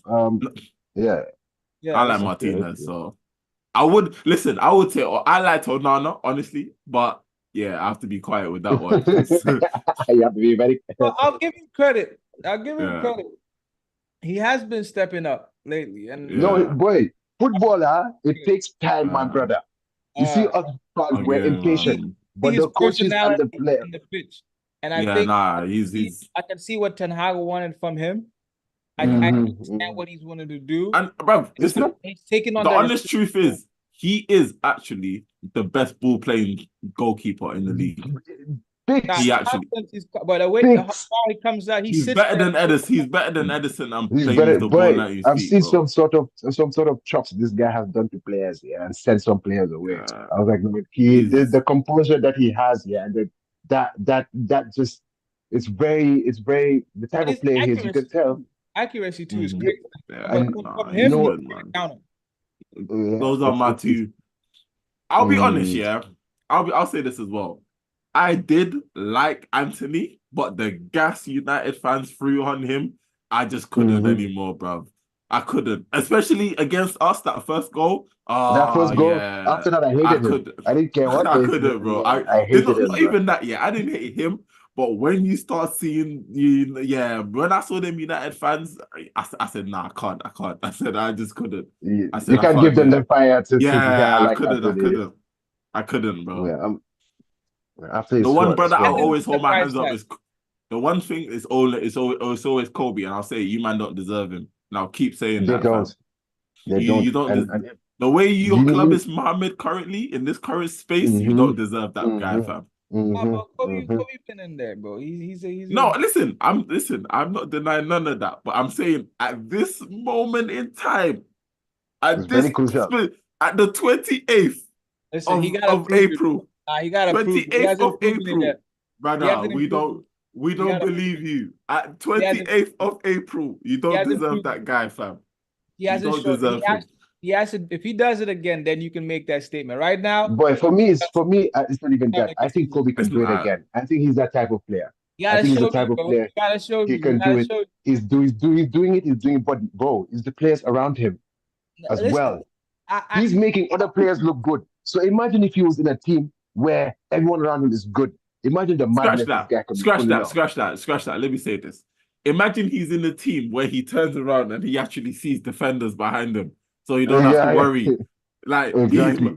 Man don't have to do a beautiful play. And when the ball lost, he goes, "Oh wait, there's no Oh defender, so I fuck! gotta It's run me back, and fam." yeah. Yeah, No. no. After that, you're not Give gonna me, be playing like how you wanna play. So it's you all know what? yeah, about. That's why. Mhm. I was about to say, you know what I think? It's similar to what you're saying with the Odegaard and Kai Havertz. I think if he has someone to play with, I think he has a different style of. I Yeah, think you've players noticed, I've complement noticed each that. other. Yeah, I've yeah, noticed that once now we've brought in Ericsson, and then he has someone that he can play with, and Bruno can exactly. on the right, and Bruno can move on the left, and then he can play with people. But he needs people that are able to grab the ball, pass, move, turn. Yeah, play like him or Like, similar in that play sense. off the Yeah, Yeah. he doesn't Mm-hmm. also have to do the fucking I gotta run a marathon, you know what I'm saying? Going back and forth. Mm-hmm. Also, he doesn't have that much pace. Like what's that? hmm Oh, this today? What's that is it Van der Van? Van der Ven, yeah, yeah. Bro, That little boy, quick. he's like the Walcott of the Premier League right now. He just happened to be a defender, bro. yeah. He's When quick, Senna bro. runs, I'm like, yo, there's But when I Billy, saw and he no, just comes out of no, for nowhere real. and just like clears the Yeah, ball. nah, he's quick, bro. He's very quick. Oh, He's very Yeah. He was very yeah. quick So, to but celebrate too. But yeah. nah, But to be fair, I hear it, man. It was a decent goal, but offside. Hey, hold on. Who's Pussy. faster though? Who's faster, Walcott or him? Oh, Theo all day. Nah, Theo all day. Brother, Theo remember all when we day, used to go bro. on Facebook on FIFA and see 99 pace Theo and all day, 98 bro. Bro, accelerator? trust me. Theo Yeah, all day, yeah, bro. that's Theo fine. all day, bro. No one Yeah. was fucking with Theo, honestly.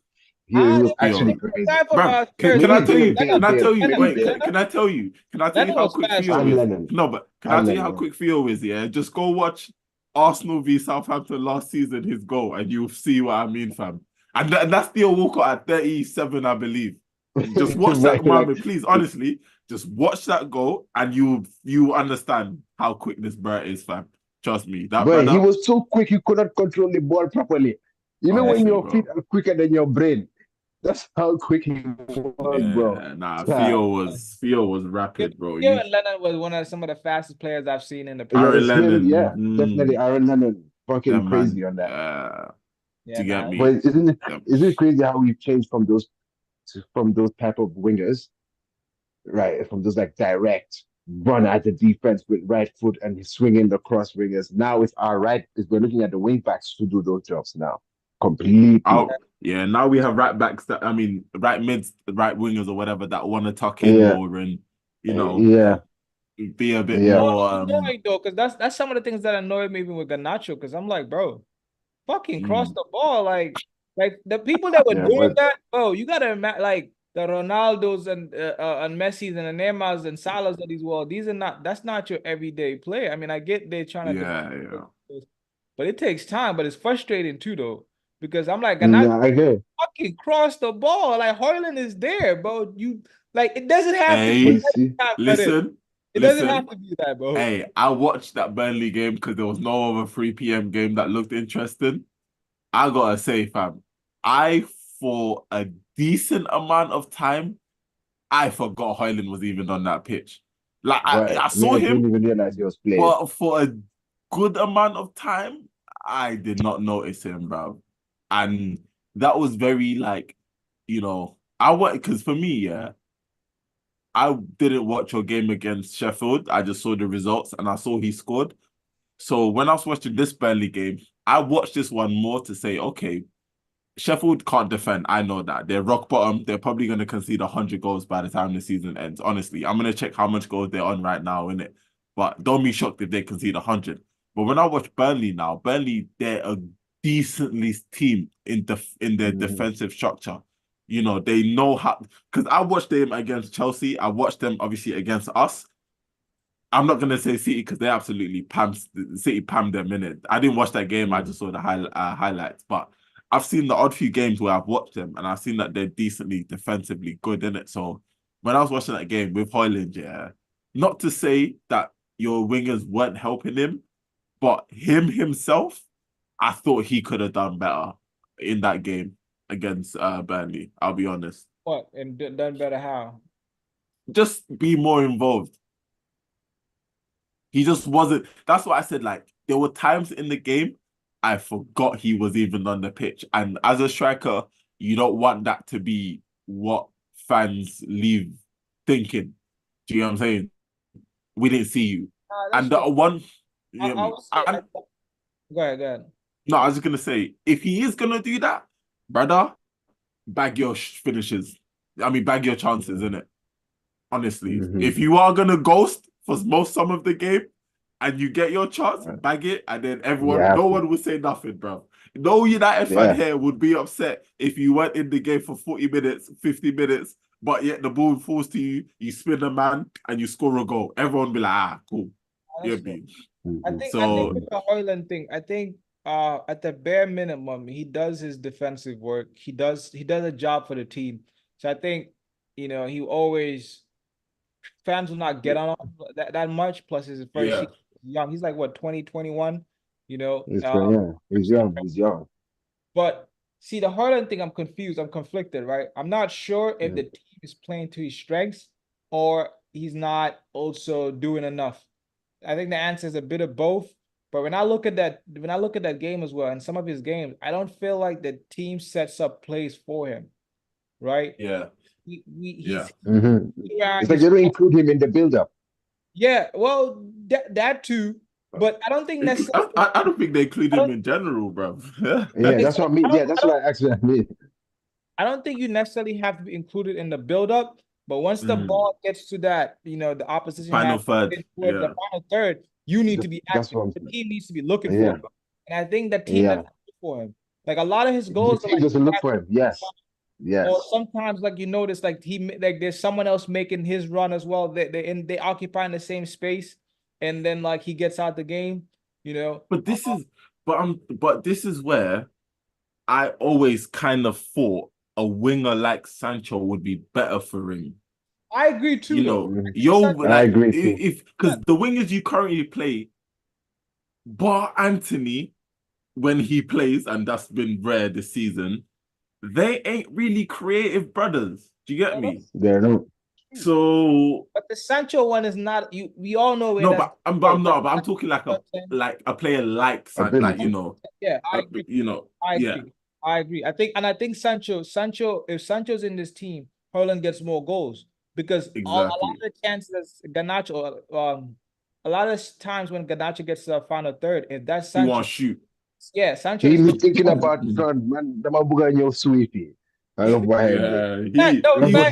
He's already doing the sue in his head. So even bro, there's a lot of games he's snatching at things. And I'm not mad at it, bro, because Garnacho's progression, he's progressed from last season just being an impact sub, this season starting, finishing games out, being there, and I think also for him, get 10 goals. That's the thing I want, get 10 goals, and it's good. It's a good season. The team is shit. You're young. This is your first full season. I'll give it to you, but you got to improve this shit, bro. It's not everyday score. Like, if you're gonna shoot, you better score, bro. You think you're Ronaldo, you gotta score Ronaldo's numbers. Then I can accept it. But if not, Højlund, pass him the ball, cross the ball. So I'm very frustrated with the Højlund thing. I'm gonna leave it alone because, again, like I said, he's next season. Yeah, he's been in and out of the team. But when he first signed, he was injured. He didn't play. Pardon me, boys. Came on, scored the goals, got injured, came back again. The team is shit. So I'm kind of ignoring it. But I think I see a bad stat where they said, and this kind of goes to what someone was saying over here, like he's not getting involved in the play. They said that Onana was gave him the ball the most time in the game. Nah, don't lie to me, please. Bro, don't lie to me. Don't lie to me. Don't lie to me. I don't know if I'm like I shouldn't be saying it, but it gave me that perspective. Onana gave him the most balls in that game. Paul gave him the most passes. Right? So, do you know what it is? Yeah, sorry, I'm only laughing because I remember some odd times Onana like booting the ball. Like so nah, yeah, something needs to happen at United, bro. I see. Something needs to No, happen. I definitely hope they give Ten Hag another season, and I feel like they've somehow someone has given him confidence because the level he's been talking, the things he's been doing, like he went and banned some journalists recently. He also went Fam, last as well. He did you told hear what he said? you can't. No, I heard what he said about the most dynamic. So he's doing that. Yo, But most Mohammed, entertaining. most I entertaining, think Ten Hag is just Bro. showing the madness. yo. He's just trying to take off the news from United right now. I think that's what Yeah, he's just spilling madness. You know, he's banning. That's what I'm saying. Like he's banning journalists. He's doing head this. loss. You know, yeah. He's just like, let's take the stress away from the team, right? And I'm with it, but you gotta win the FA Cup final. You gotta win. Yeah.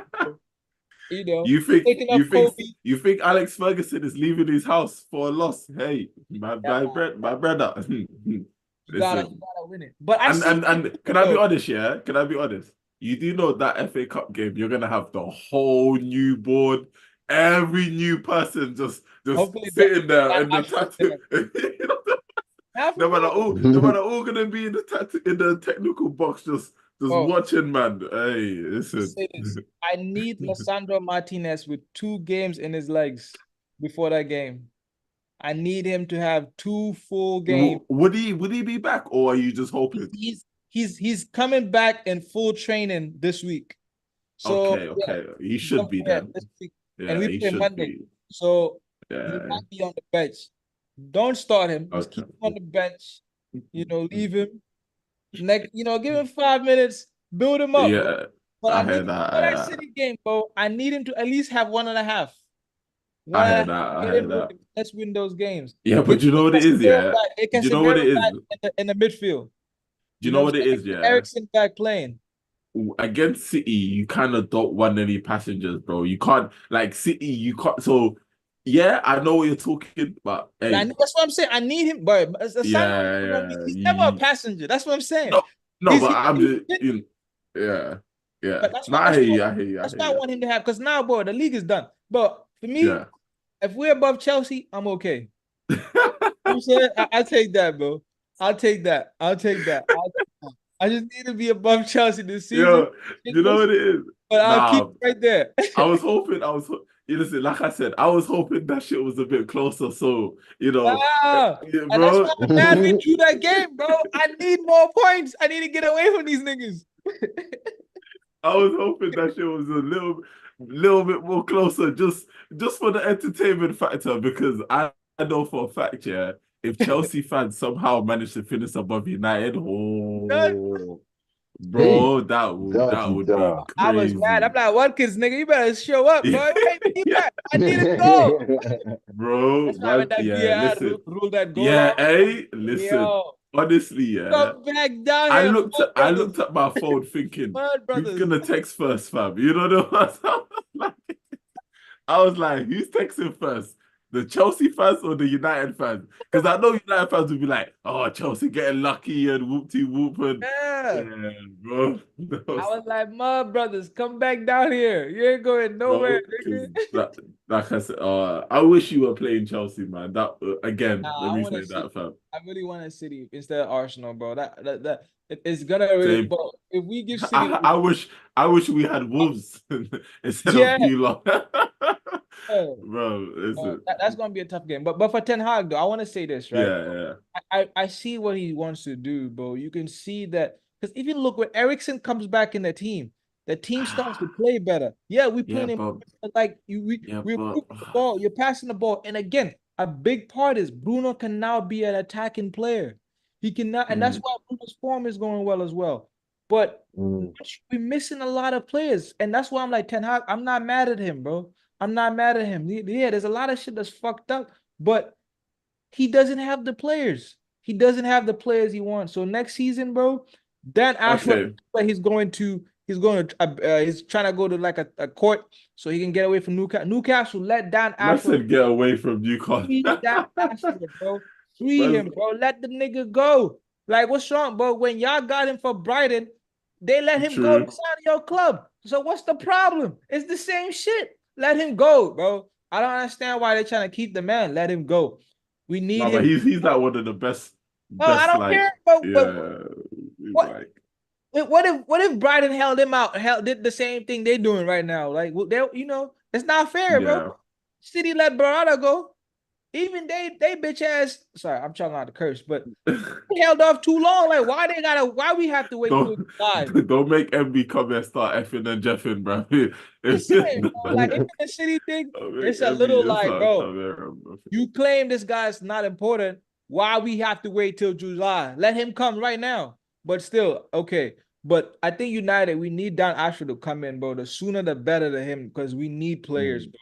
And we need a lot of players need to go. Some decisions need to be made, and we need to give Ten Hag the players he needs. Because I think if we can get that, the defense is important, bro. If we can get that, I think Ten Hag can really do it. Fair enough. But listen, you know what it is as well, though, to play devil's advocate.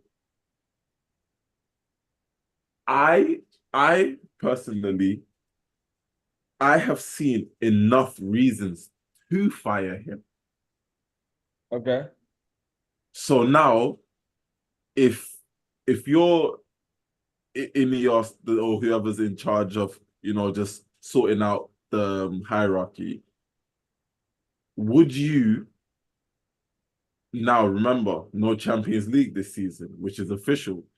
Yeah. Now listen, I don't think so, but hey, Newcastle. Do you get what I'm saying?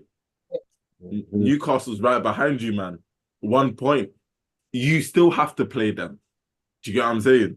So, in a world, I don't think about the league anymore, bro. The league is done. No, but we're talking about European, like next season or Europe. Yeah, no, just in general, as in, it would be even worse for Ten Hag if he loses that European spot. Do you get what I'm saying? It would, bro. Bro. It would. A fair perspective, win the FA Cup, bro. I'm judging you on that. No. But listen, we're the talking European about position. I'm hot on cold on that. For me, finish above Chelsea.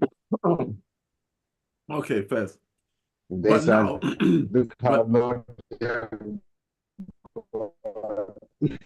bro, you gotta be shameless, bro. You know what I'm saying?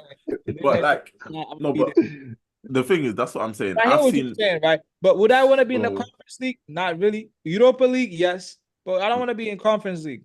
But so that's what I'm saying. It like for me, with that. Imagine you lose the Conference League spot, blood. You get what I'm saying, bro? Conference League and losing is the same thing to me, bro. No, but I'm obviously, of course, yeah, but just the fact that you've even lost the position itself is like and the reason also I'm saying Europa League, right? Yes, it helps. I want to have European competition, and also too with PSR and all that shit, it helps, right? But yeah, honestly, after Europa League, bro, I don't want to be a Conference League, bro. I'd rather have my players resting at that point. I want to be in training. But what you're saying, right? What was your question again? Sorry. So when I talked about I've seen reasons to fire him. Oh yeah. Do you think like I don't think you should fire him, because guess what? Bayern Munich fired Tuchel, and now their fans are protesting or signing, open up petitions for people to sign to keep Tuchel because they don't want Ragnick. Liverpool fucking Klopp is leaving, and then they get in a fire. And how do they feel about that? So it's like, are you firing to fire, or do you know who you want in there? If you don't, you can't do a City like Pellegrini, fuck off. We're getting Guardiola. If you can't do that, no. But remember, City were gearing themselves to get Pep. Do you know what I'm saying? So now I'm asking you, is Ted, like, as Arsenal fans, like I said, the thing about Arteta is, I can only say about me is, we were so down in the dumps, no matter who came, we just had to give them a chance, bro. We just had to. Now I'm asking you as a United fan, do you think Ten Hag is going to be the man or the man before the man? You see? For me, he has to. Ten Hag has won. He's shown that we can win. Yes, in the Ajax, but he's shown he does that. He won. He won the Carling Cup. Let's see what he does in the FA Cup. See, everybody's telling me to fire Ten Hag. It feels like you're you're making a decision just to make a decision, but there's no thought behind it. Like, yo, okay, let me get this guy out, or we're gonna let De Gea go, but we're bringing Onana because Onana is the type of football that I want. Yes, it may not work the first season, but given that first season, we're in a process. Let him go. Let him be part of that change, and then he's gonna be now next season one of the senior players. So you've kind of given him that first season. You've also given Kobe Mainu Garnacho this first season. So there's some thought behind there. Like, okay, it's a process. Yeah. But fine, Ten Hag doesn't feel any thought when already from Ineos' perspective and Sir Jim, you've said already that you've realized that Mourinho has failed, Van Gaal has failed, Oli has failed, Van Gaal, De Boer has failed. All these people have failed. So clearly, it's just not the managers, it's the people above them. And you've gone ahead and made those changes. Let that process come in place. Again, Dan Ashford is still not in the building. He still cannot see what's going on and understand that, okay, maybe it's not a Ten Hag issue, or maybe this all the things we have to do. You have all these players leaving. Like, there's 1,000 things that's going wrong. Why take away a crucial part when you don't even know who you're going to replace him with? Yeah, but then also, yeah, you're right. And everything you have said is spot on. But I always say the things that are in his control, he's not like, okay, everything you're saying is true, but bro, it's not Dan Ashworth or any of these man why you man can't hold a 3-1 or, keep a clean sheet. Do you know what I'm saying? Yeah, like, yes, some stuff you have to look on the bigger picture, but when you actually watch United play this entire season, because he's not just been here 1 year, this is his second season. So if you just look at him for the entirety of the season, especially this season, I think you're worse off this season. I don't know. Obviously, you've had injuries, and that's facts. But I believe you lot have somewhat regressed in your playing style. And yes, these couple of games... 100%. Yes, these couple of games, he has been better. But that's only because you man have no centre-half. So what does he have to do? Stick the most defensive play... Bro, why ain't he stuck Scott at centre-back like he weren't playing that for Scotland? Obviously, he's injured now, we know, but... Scott McTominay scoring goals. But I mean... Okay, fair. To your point, right? Ten Hag definitely has some blame in this. I don't think he's blameless. His in-game management this season has been very poor. Compared to last season as well. Yeah, his management of Rashford, again, I think as a player, you have more responsibility there, but he's just let him is playing some fucking 4D chess, and he wants to get rid of Rashford, and he just knows how much weight that club rates him, and he's like, I'm just gonna show you guys that this guy just needs to go, and I'm just gonna keep playing him. If that's the case, yes, but he's just allowing Rashford to just keep playing hasn't helped him out. He hasn't changed it. Really brought in he hasn't, when things have gone wrong, he hasn't really changed it up to really affect the game. He did it in the FA Cup when we played Liverpool. He really but then again, you can say he was forced to. It was like a last minute thing, but he did something to change it. He hasn't done that enough. So that's also to him. You have to blame him from that. Again, he also has to realize in England, bro, you have to manage the press, the media, the players' media. That's everywhere, man. That's everywhere. But in England, it's worse. It's like the media attention in England. Bro, I don't think it's only worse. I would say this. It's only worse. One, because of who he manages, and two, the answers he gives, bro.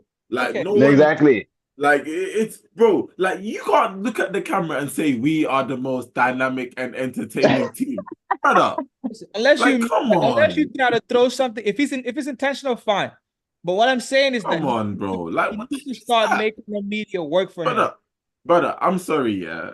If we, 2 years ago when we went on that horrible run, and Arteta came out and said we are one of the most attractive and defensively solid teams in the league, brother, I would be holding the banner, get this guy out, bro.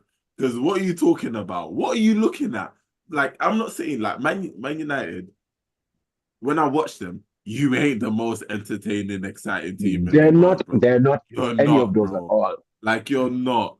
Like, you're not there. So, brother, listen, I don't know if I'm wrong. Listen, you can shoot me. I agree with you, bro. And I don't know why he's saying that. That's what I'm saying. I don't know if it's intentional. I don't know if That's it's gnarly, English bro. is not his first Yeah, language. man. And No, for real. Yeah, but we know what exciting and dynamic means, bro. Yeah, English may not be his first language, but he's not an idiot, bro.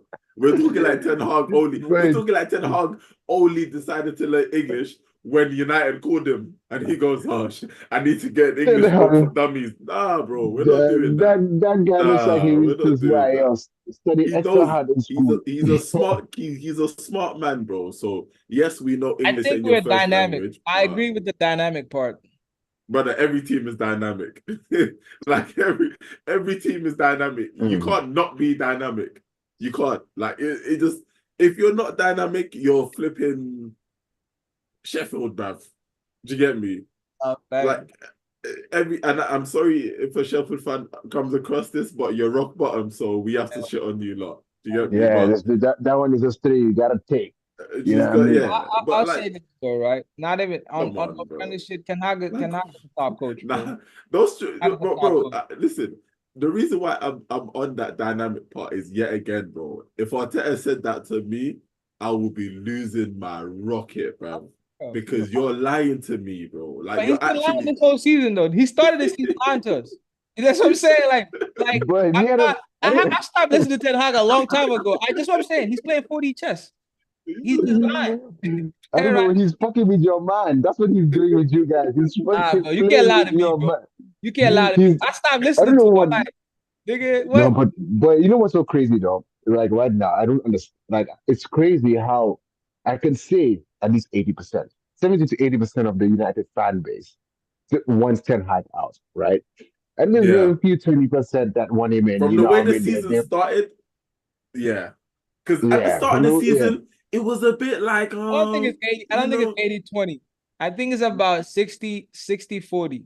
Nah, I'm giving Oh, 70-30, nah, I'm 70-30. Let's giving be honest, 70-30, but 70-30. at I'm giving least 70-30. from what I'm seeing on Twitter, yeah, Bro, you can't believe Twitter, bro. That's what I'm saying. Like, bro, Twitter is raw emotion. Man's talking Like, about nah, Twitter, bro. brother. I'm talking about when I walk down the roads and I'm seeing United fans that I meet at pubs or bro, clubs, brother. that's what If I'm I meet saying. listen, I don't know think about real you. United fan Listen, is 60-40. If I meet a United fan in any walk of life living in London, brother, listen. Real United fan, 60-40. Listen, brother. If I meet a United fan, no matter where, and I ask them, "What do you think of Ten Hag?" I've heard more than yeah. Do you hear me? I've heard more. I'm not too sure than I've heard. Yeah, he's this, he's that. So yeah, I don't know. For me, I'm not even here So. too sure. I'm hearing that he needs to leave, and if I was a United fan, I would be understand. I would be fuming right now. I know I'm United saying fans that do not 70-30 even want to in watch. it, but Yeah, definitely. I know United fans I'm who saying are done with 70-30, United, who are willing to stop watching football because of this guy. You know what I mean? It is like, boy, that is some serious yeah. stuff, man. That's some serious stuff.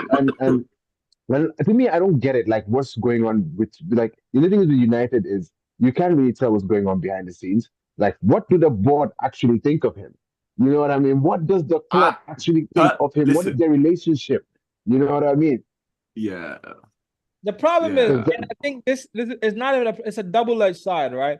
It helps in the sense that these people are not and people have been shit before him. So you don't want to just come in and just make a rash. He stepped into hot mess.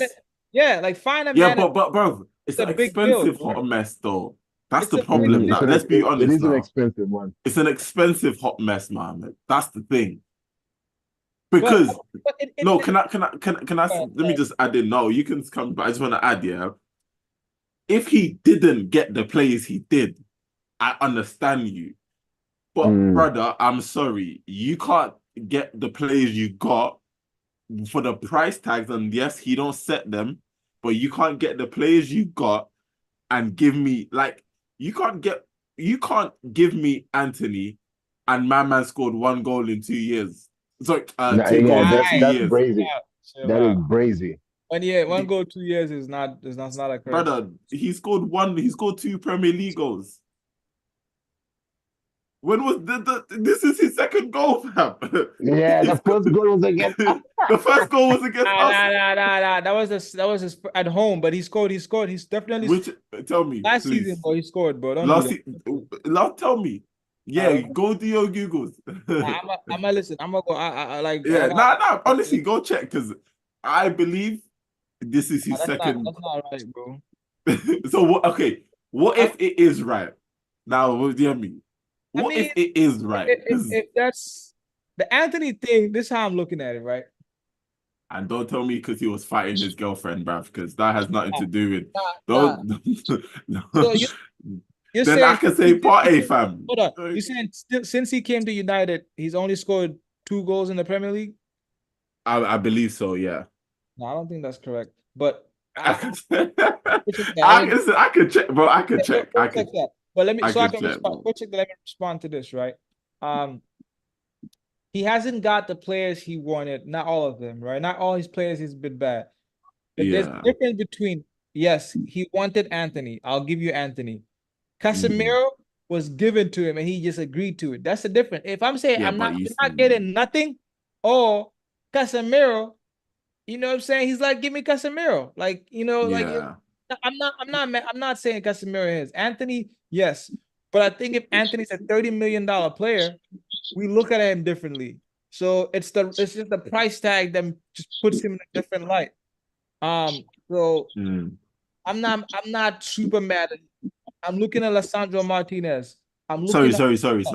He scored 4 goals in the league last season. Yeah, I was about to say, bro. No, but sorry, I said it wrong. From his last goal to this goal, it was a year.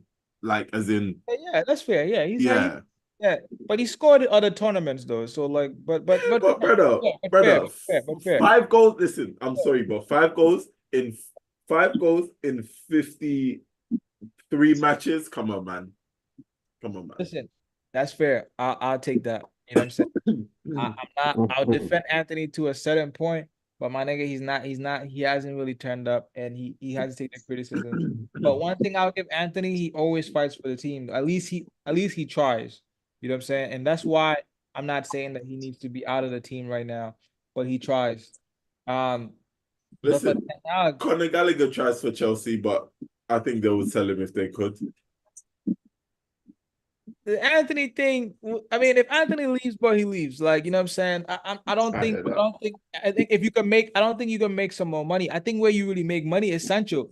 I hope Dortmund progress. Let him play. I don't think, but remember, you might spend over 70 on Sancho. Yeah, so. I think 50. I think 60.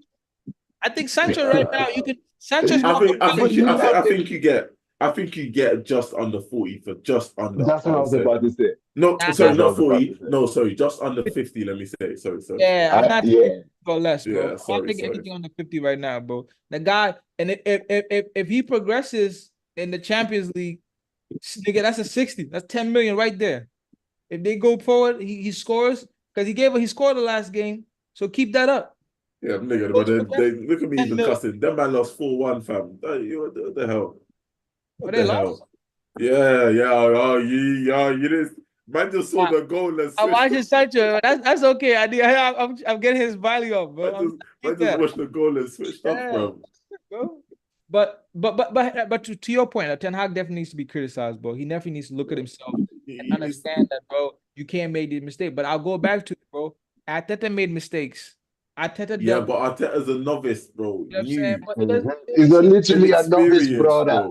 Show you that you can progress, bro. You can progress. And Ten Hag, has he showed me enough? Yes. I think that I can give him another chance. Now, next season, bro, give him players, give him what he wants, clear out the players that he doesn't want. And then at that point, I think you can judge him there, bro. Personally. Fair enough. Fair enough.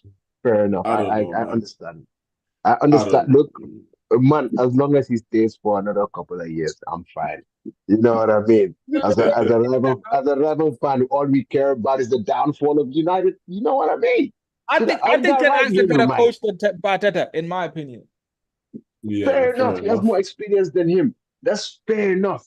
But as the way things are moving right now, the only reason why, like when it comes to things like football in general, right, and it comes to fans and football and talking and trolling and all that type of stuff, it's very easy to sit down and Absolutely, troll bro. us and calling us butlers and doing all the stuff. But if we really look at it and analyze it in a way, Arteta is a novice. He's never been a manager, right? Come into a brand new team, not only change the team, change the culture, change everything.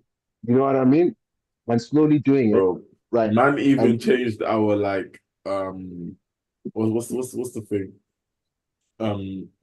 That every team has like that song you play before the kickoff. yes, exactly. Man The even not changed long that, ago, bro. man, you Yeah. know how, and you were talking about how he even found that, how he sat down, he was searching for a song, and then Honestly, I believe that's cap. I think personally, I you don't think think he that's, found that. I don't think he yeah, found okay. that song.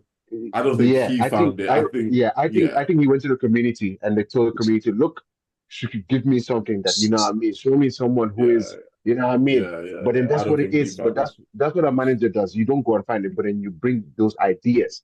You know what I mean? But Implement if, those ideas. even something as small as when he kept the Ivan Tony tweet up, blood. Not all managers would do that. You know, all those, and you see, everything is in Not detail. all managers You would know, do that, fam. and you know what? Someone I was talking, one of my boys' dad, like Mohammed, Shem, right? You remember Shem? Yeah. Shem's dad, right? Shem's dad is a diehard Arsenal fan, season ticket holder. Yeah. When we were watching when I was Hey, watching let me try. I was Mm. watching a game with him 2 weeks ago, and he was talking about Arsenal and like how it was before and how everything has changed now, right? Yeah. And we were talking about how when it came to Arteta in general, right? How he has like he said that 2 years ago, right? The club was very toxic. Like the stadium was very toxic, like Yeah. super toxic. Like people like in the stands were fucking crazy, bro, about Arsenal. Like he said that he's seen the past 2 years how Arteta has been able to change everything. And then he told me a few months ago he was watching, he rewatched the documentary, the All or Nothing documentary. And he said Our that fans were fighting each other. rewatching it right now, yeah, bro, the club from where it was to where it is now, yeah, Arteta deserves everything, bro. There's even, and it's only been progress. It's literally only been progress. But rival fans will only judge your team or anything or On the manager trophies. on Oh, trophies. I think That's everything you're it. saying also applies to Ten Hag, bro. I think it exactly applies to Ten Hag. Don't forget, Ten Hag got a Ronaldo, Sancho, and a lot of mixture Yeah, of. but look at Yeah, the he did names you're have. saying, though. Yeah, yeah, Look at the yeah, names yeah. you're saying, Oh, bro. but a Ronaldo that we got and the Ronaldo Yeah, that but I think brother, is it not the don't same, bro. bro, but it don't matter. Yeah. Like, Okay, we're not, for a we're second, not. for a Okay. second. No, just for a second, right? Forget the names Okay. of the players, right? All I'm saying Okay. is he's got a bunch of random different things that I have hasn't something been for you. working. Hold on. It hasn't been I working got something for for you. previous managers, and he has all that to deal with. Where is it? He Where had is it? players Where that is Sir it? Alex even bought. So what I'm trying to say is that he's had, just like Arteta made that change to change the culture, change the way of play, change everything. And just from a different perspective, with different, it's not an exact A for A. Arsenal had this, and this. Ten Hag has the exact same. No, but the general, this hasn't been working, and we need to change to do something else. Yeah. That's what Ten Hag is And going through right now, and you just have to trust that process. And given that if it doesn't work, then fire him. But at least he's also made a gradual change to change things. okay, but do you think also it goes down to the root from the owners to the management? I know you guys right now are in a full 100%. management change. You're 100%. on a full management change. You're getting technical directors. You're slowly following a pathway to like changing interior, the management of the club itself, because it's just like in any organization, you have to be, every part of the organization has to be aligned. Like when I was listening to Arteta talk about how him and the club are aligned, how everybody is aligned, like organization is aligned with everyone's, with the type of players they want. That even comes down to the personality of the players, the characteristics of the players. It comes down to all those single details being aligned. But if even to where your training facilities and your coaching staff, to the groundsman, to the person who picks up the ballot, everything has to be aligned. Everything has to be I aligned. agree with that, and I think that's one of the problems we have, because I think definitely. how are you gonna fire Ten Hag when the people that he needs to be aligned with are not there yet? That's one of the things that I'm saying, right? And this is exactly. And also, you think about like the new changes, right? Before we had John Martyr and Richard Arnold, right? And Don Fisher, technical director, but he's not really a technical director. They hired all these different positions that these positions did not even exist before. So who was doing these jobs? So when you're talking about alignment, that needs to come through again. Ten Hag lost a coach, another thing right now, to one of the MLS players. I think it's Minnesota. Their team. We lost one of our coaches to Minnesota. So he needs to. So again, when we're talking about alignment and all this, I think that United is going through that process, but that alignment needs to happen. Omar Barada is still not at the club. He is the CEO. Like, if you talk about alignment, this is the nigga you need to be aligned with. So like, you need to let him come. Let Dan Ashford come. Free Dan Ashford. That's while I'm on there on that. Let him come in. Jason Wilcox is already at the stadium. Let them all sit down with Ten Hag and figure out what they agree with, what they don't agree with, and get that alignment. And if they all align, like, yo, this is not working, we need to change it, then you change it, and then you all come to a decision like, yo, this is where we're going, and we need to be aligned. And I think, and the reason I'm saying why Dan Ashford is so important, even more important than Omar Barada, because if you remember, like, we're talking about England, we look at all the things all of these young players that came through, and a lot of people are attributed to. I'm not saying Dan Ashford is the reason why England have all these young players, but that was part of his responsibility of building that DNA and building that alignment throughout England as a culture in terms of their football, from kids and everything. He was the guy that was tasked to do that. So he's instrumental in that. He also did it at is it Brighton? Was it Brighton? Brighton. Was he? I think he was at Brighton as well when he did that. That's what he got hired to do at Newcastle. So that person is a big part of that alignment as well. So when that's why I'm saying I need him to come in, sit with Ten Hag, talk to him. Like, this is the style of play we want to do. These are the reasons that's why we're not succeeding. Look at the injury thing, bro. They said, Ten Hag, we can let go of Sergio Reguilon because you're gonna have Luke Shaw, Malacia, and all these players playing. So we're not, and he's on loan, he needs to go. That okay, then all these players are injured. They say Mason Mount is fit, Mason Mount comes back, he's injured. They said Johnny Evans is fit, he comes back, he's injured. Everybody, we having injuries galore. Like, what is going on in that medical team? So when Dan Ashford comes in, these are the things that he needs to look at behind the scenes and be like, okay, Ten Hag, bro, you've been left to play Maguire and a youngster, someone who shouldn't be starting. Like, how are you supposed to succeed when these are your players that you have to play with and compete with? You know what I'm saying? Like, no matter how good you are, if you don't have a proper structure to like really play, you're not gonna succeed. So then you can make an objective decision like, yo, you know what? Let me at least give you a chance so I can look at you and be like, okay, you're a good coach, you're not a good coach. So that alignment is very important, but that's not happening. That's why stop. Everybody needs to just stop with this Ten Hag thing. I can tell you how you can look at Rashford before and judge him on that. You can look at Casemiro and say he needs to go. You can look at Varane and needs to go. I can name you 1,000 players that are not even on the pitch. Donny van der Beek is still on the books. Martial is still on the books. We have all these other players that are being counted as players, but they shouldn't be. We can't use them. So for me, bro, like United, I don't think we are as bad as people think, but we just need a few pieces. I'm not saying we're winning the Mhm. league, but I think No, if of course not. Of enough course, of pieces, course. I think we can challenge and We're then not saying back. you're winning the league. Don't worry about that one. Man Nah, said, I'm not saying when you're winning. We are saying you're not winning the league, bro. That's it. we're just a few pieces away from being real Brother, contenders. you ain't no few pieces. Listen. I think. Mhm. You Let's know, hear for me, DK yeah. lay it on. Listen. I've never shied away about my team. We still are learning how to win this league.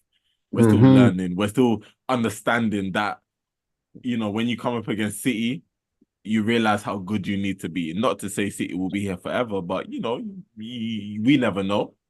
And if you Yeah. look at the way Man City are structured, so far they're doing quite well. We'll see what the charges say, whatever. But Mhm. United, you have to, and I said this, Mama, we had this conversation, and I told you, I thought where you lot are is where we were before Arteta Mhm. came in the sense where Exactly.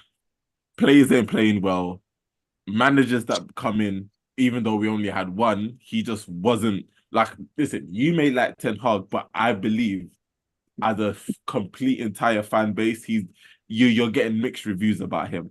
Oh, You can like, Yeah. yeah. Do you get what I'm saying? But then if let's say now you do keep Ten Hag, the structure has to be okay. What do we need to do? Strip it back. How do you strip it back? You get rid of the guys, whoopty whoop, whatever. Now who we do? Now what do? We bring in new guys, but the new guys you bring in, what's going to be the philosophy of your transfer now? Are you getting players who are under the ages of 23? And if you get players at the age of 23, they're going to need time to settle in, develop, learn the league, learn the culture, learn learn, get yeah, that level of winning. not as bad though. It doesn't need to be as dramatic as that because you have a few pieces, right? I think for it not to be a complete or this is a new squad that needs to build and gel because But it I has don't to can be a new afford. I squad, don't. though. Yeah, but yes. But what I'm saying is that like that. No, Mohammed, you Let me let can't. me let me let No, me. no, no, Let me because say no, because I'm no, agreeing with no, what you're can I? No, saying, but no, I'm because trying yeah, to show you no, a no. level. Listen. No, but I'm sorry.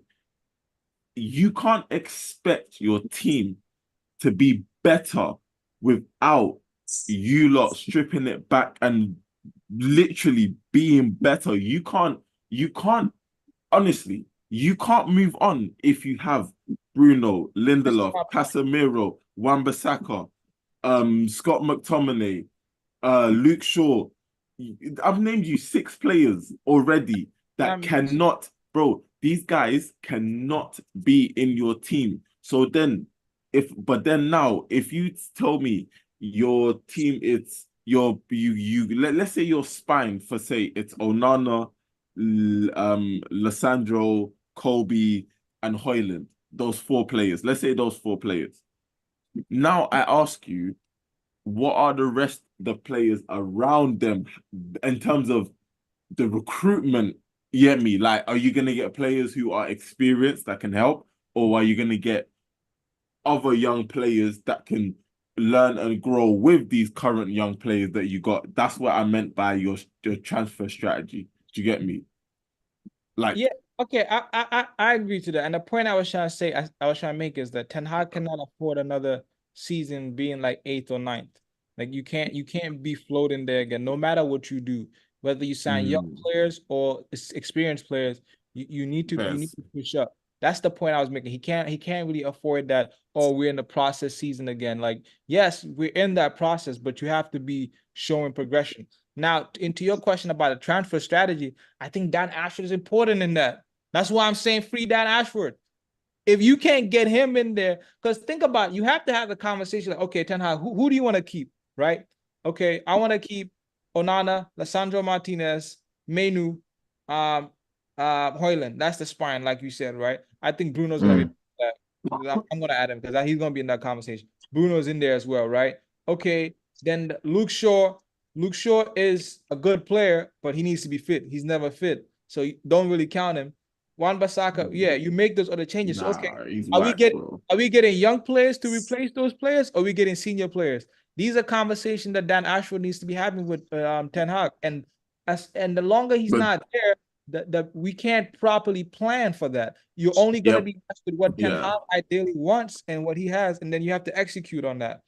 yeah. So that's No, what but Mm. we're having a conversation. Let's say your structure is in play. This is why I asked that question. But then, if you go to someone like Dan Ashworth, you know, even if he comes in now, let's say Ten Hag says, "Hey, mate, I need experience, bro. That experience ain't cheap." Mm-hmm. I think Ten Hag naturally likes at like middle level experience and young players. So I don't think Ten Hag is that Yeah, but fun. what the hell is middle level experience? Middle Like, as level in, is like a De Jong. Like if you look at him like De 20, Jong ain't middle level no, like I'm experience. saying like okay, like 24, Oh, 24 age, oh, like I was about to say, 24. I was about to You know say, what I'm brother, saying? Like you're like this guy has 23. been.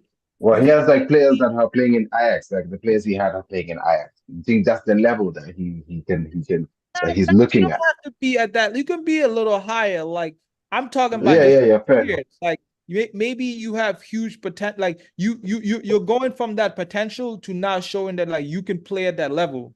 And I think like a okay. 22, 23-year-old, you know, you've been playing since like 2021, 24. I think that's like a good age range he's playing around with. Like you're not Mm. one of the top two players in your position, or maybe you get a good player just based off contract. You know what I'm saying? Their contract is up. Someone is That's they've signed normal. someone else that's someone else or competition and they want to play, and then you get a good deal. You get a good deal from there. Honestly, that's like how we got Alexis Sanchez. We caught him Mm-hmm. at the sweet Yeah, spot because exactly. Well, it was a sweet spot, literally. Amar just came. They needed to move someone on. Bang. Exactly. Yeah. Right. And So also that's I think that Ashford, one of his talents is knowing who those players are, being able to spot it. Like he's been sitting there watching, yo, this person, if they don't sign him, yo, next year, whoever gets him, yo, that's like you know how NFL do they draft Is that what they did with Hoyland? who? nah, that man got Hoyland. bumped, bro. Nah, I mean I think Hoyland, bro. Hurling Hey, you got someone that's bumped, I man. think Ten Hag, he's people are gonna judge his talent ID on Hoyland. How Hoyland. See, Mm. Rightfully so, fam. the Anthony Mm-hmm. one, I'm willing to let that go. But the Hoyland one is where people Hoyland, even and to some level, Mason Mount as well. But I I think it's think that was a club one, Mason. I yeah, think that same was thing. club. Mm-hmm. Mm-hmm. When I I think think, about it, I feel like but then when I mean club, I'm talking about Murtaugh, not United, because obviously now you're on the new. I don't But think I think Ten Hag was more in favor of Mason Mount than Casemiro. I'll say that. I think Casemiro nah, like nah, Mm-hmm. I'm, I don't believe so. nah, bro. I think, Casemiro's a Champions League winning but multiple title. he didn't want. I think he got him because that was the way he was able to sell it himself. Like, okay, he won all titles. So yeah, like, I know you Brother, can count on him. But I feel so like he in Mason Mount, I think like in whatever way he wants to play, he feels like Mason Mount is gonna be important in that. I don't think he's gonna be. I'm not sure. I'm not saying he's gonna be a key player in terms of like playing all the games, but I think brother, he has because to number 7. He I needs think to be a key exactly. player. I think The hell? I think he considers Mason Mount important. But the Hoyland, I think he's identified Hoyland as a key player. And how Hoyland turns out is how we're gonna judge him. He's gonna be judged on that. But Yeah. finding those sweet spot players again, I think Dan Ashford is important in there, bro. We need to get that Mm-hmm. man in. Now having Jason Wilcox from Southampton, I think it starts it and it gets us to where we're not like completely like, you know, there's something already going on. But Dan Ashford is important because the connection that guy has, he's the one moving things. He needs to come in ASAP, bro. He needs to come in ASAP. But I don't want to. We gotta talk about Liverpool, bro. We've been talking about United, unless y'all want to say something. But Nah, but there was listen, Olu went here, so I didn't we couldn't really speak on Poch quickly, but Mm-hmm. Liverpool, bruv, listen, I got listen, chat to me about Liverpool when they play Tottenham. Then I got something to say, you know. Like, listen, I'll only say this one thing on Liverpool. Palace kicked you in the coffin. Everton, not Everton.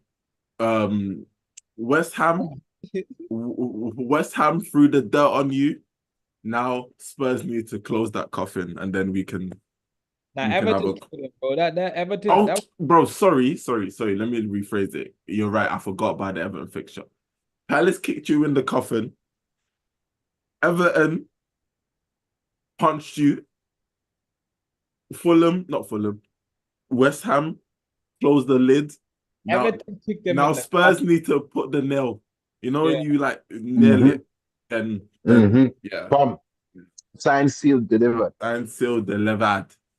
Because listen, That's what we need. I'm listen, the one Liverpool player who I kind of gassed about this season was Szoboszlai. He was the one player that I gassed this season, and he's not had a good season.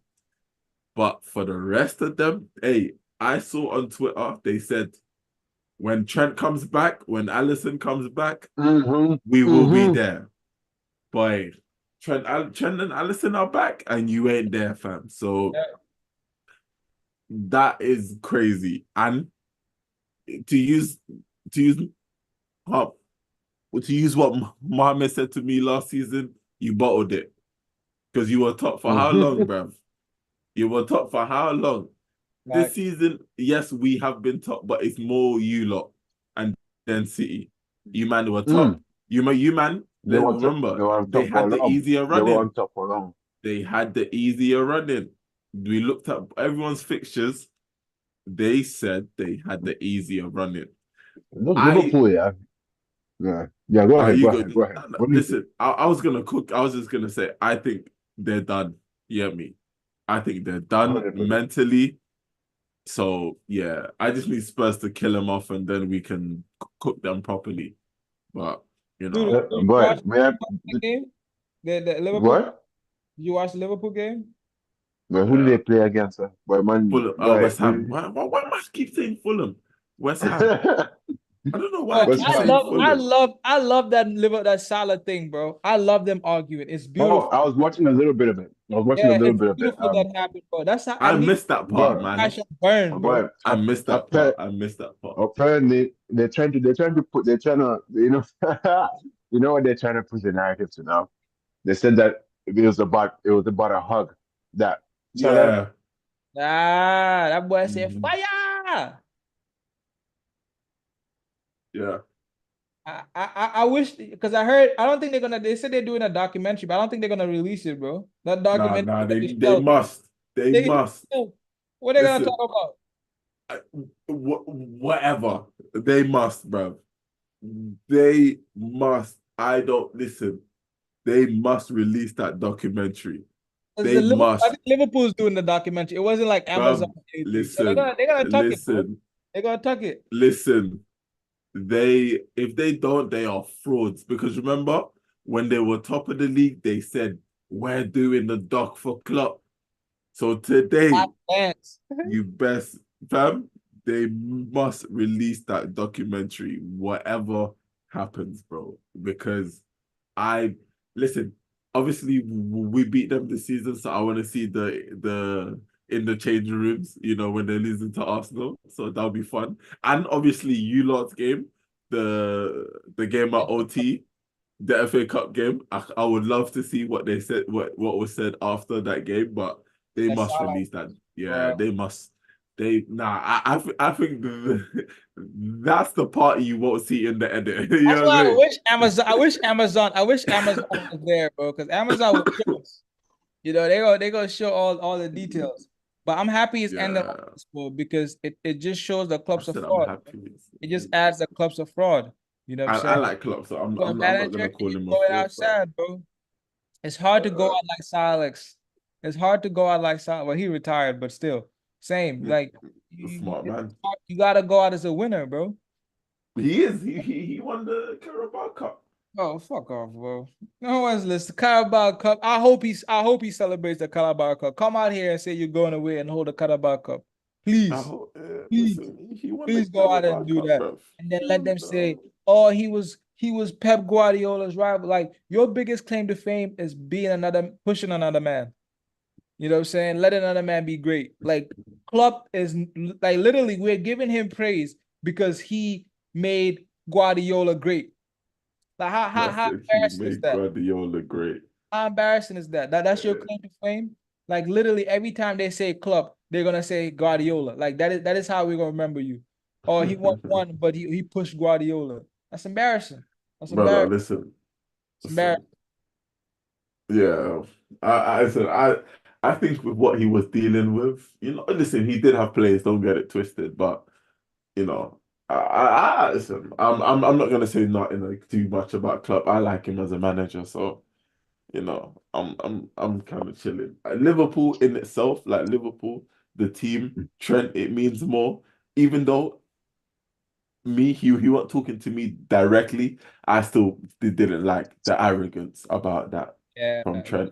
I agree. So, I think what's his name? Just man, hold that. Because listen, when it was Arsenal last season, yeah, it is what it is. Just gotta hold Yeah, that. man. It's gotta hold it. They gotta hold it. It's beautiful It's to gotta see, hold it. man. You know what? It's times have changed. And you know what? I said this a few years ago. I said it that Arsenal will be back on top, and United will go down. Right? They will Whoa. go down to what we. It's crazy when I said this yet. It's one of those things that you fully believe that look, karma is real. Like every dog has its day. You can Chelsea be need to go down. the oppressed. No, Chelsea, mom, it was inevitable. Them, they just needed to lose their rich sugar daddy in the East. That's it. Then from there, it was all going to come down for me because once you have a new system, a new owner, a new this, a new that, it's always going to come down. And Chelsea is that team where they just bought their players. They didn't develop players. You know what I mean? And now you have to be able to develop players. And that's Bro, where he thought this was the NBA team, bruv. they thought you know what I mean? Man It's thought this not was gonna the NBA roster, fam, where you could my just God. get bare young dreadheads, black And brothers, put and just Uh, stick them together and see you what one, know fam. in the middle of central London, West London. Oh, good luck, brother. And so it goes to show that it goes. That's look. Everyone right now is talking On about the on Arsenal and project. hmm? Everyone right now is talking about the Arsenal project. Managers are talking about the Arsenal Bruv, project. How listen, the Arsenal project don't mean nothing unless we win something. Sorry, I have to no, be that no, harsh in 100. it. hey, yeah, that's important. No. It doesn't mean anything unless we win something. But it shows the progression clubs should take. And if you just look at it, we are bound to win something. Nah, we're I'm definitely no, but I'm that's the thing though. We like we to what Mohammed was saying, I do agree in the sense about how like when he thinks that there are a couple players like the way we progress shouldn't be the way they progress. Everyone's Yeah, different. 100%. It's different. Yeah, Everyone's different. yeah, it's just like how organizations are different. Not Yeah. everyone Look at system fits. Newcastle. Yeah, yeah. That's true. That's true. But the way Newcastle Newcastle. were going, you would think that, yeah, last Oh, Eddie season, Howe came and these men were like rock basically second to last, bro. yeah, yeah, yeah. No, that's facts. That's facts. But that's true. That goes to the caliber of players that they can bring in, right? The management of their players, because as you can see, it's injuries that fuck them in the end, right? All the players that they were their top, all their top players, their first 11, they were running them ragged because they're dealing with Champions League now. They have to play 3 games a week, on all that. So They were it not caught used up to to that, them. bro. They're not used to that. Bro, it's all about experience, bro.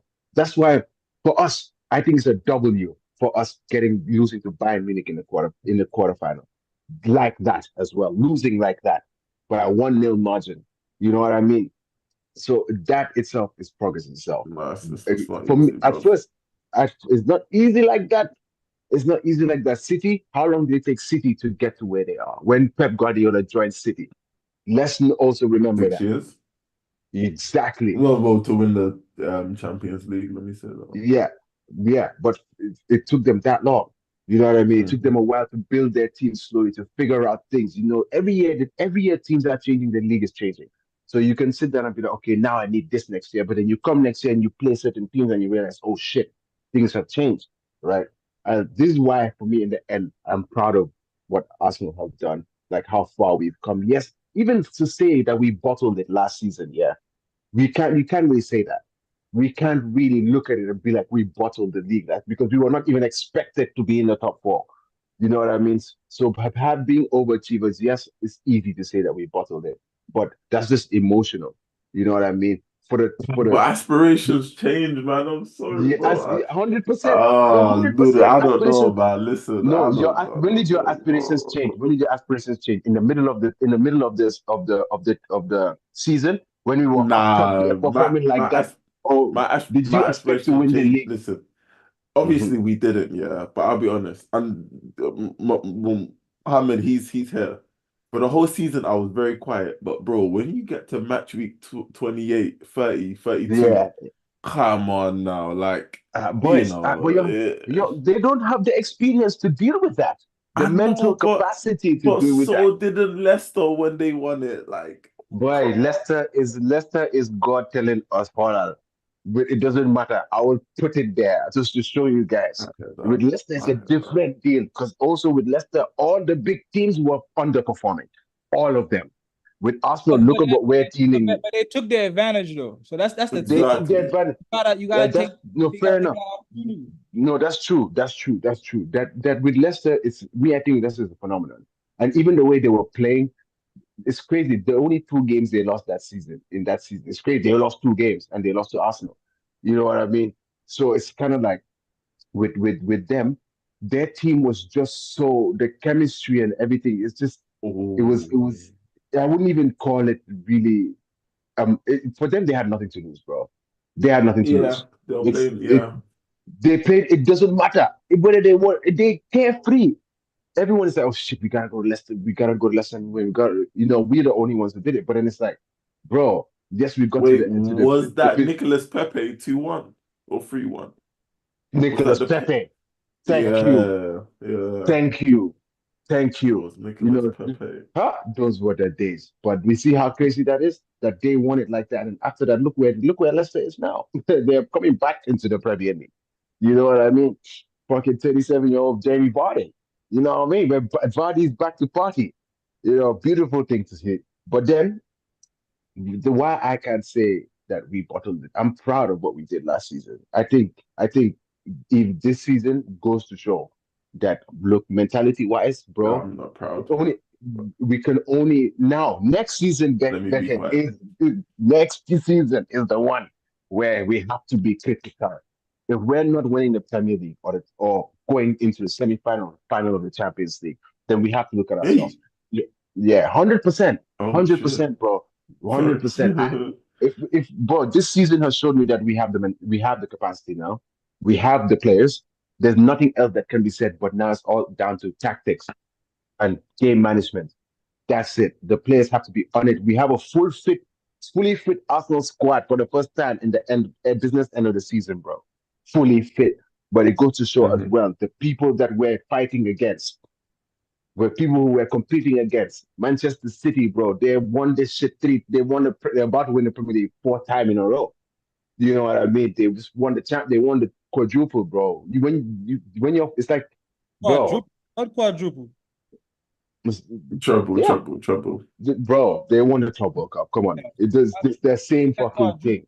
No, it's not. You know, It was for me, it's the same shit. They lifted. How many trophies did they lift? They lifted four. At the end of the day, No, but 5 because they won the Super Cup. five and the Super Cup. So Yeah. sorry. And they won the You Super know what Cup. I Yeah. mean? So Yeah, let's not. yeah. It's very easy for rival fans to sit down and be like, we bottled it. Yeah, but if it was them in that situation, fighting against it, none of them would even be able to fight. That's the thing for me is that we competed, we showed, and the progress goes to show we beat City. We've collected 4 points out of Word. 6 from them this season, which everyone was expecting. Yeah, we're gonna smack the City's gonna smack us. And it's not that we just collected like that. We actually played them. We played football. Arteta is learning. He's slowly on his learning. That's why I do not want to hear Arteta out for the foreseeable future because I know he has. Because in the end, I'm thinking about who else besides Arteta can come into this Arsenal team and continue what he's doing with the way we're Hansi playing Fleck. the game. You know, bro, don't get bro. Come on, bro. Come on, I'm bro. sorry, not These sorry. Nah, that's it. I'm sorry. Well, I'm sorry, that's not I get sorry. if if we were supposed to have a second best option, to be honest, I just can't think of anyone because maybe I don't know Hansi Flick like that. But maybe because he has that kind of the character, risk, like his personality and characteristic and the way he plays football. Yeah, but right now we need if we Arteta. get a coach like Hansi Flick, we need to get experienced players Now this is where for him. exactly. Now with the Arsenal project, what's happening right? From what I'm hearing is that Arteta wants the whole Arsenal management team and the whole everything. They're looking at bringing in players who can compete but are also young. They don't want to buy any old player, bro. If you're gonna get signed to a contract, we it need has to to be get. for.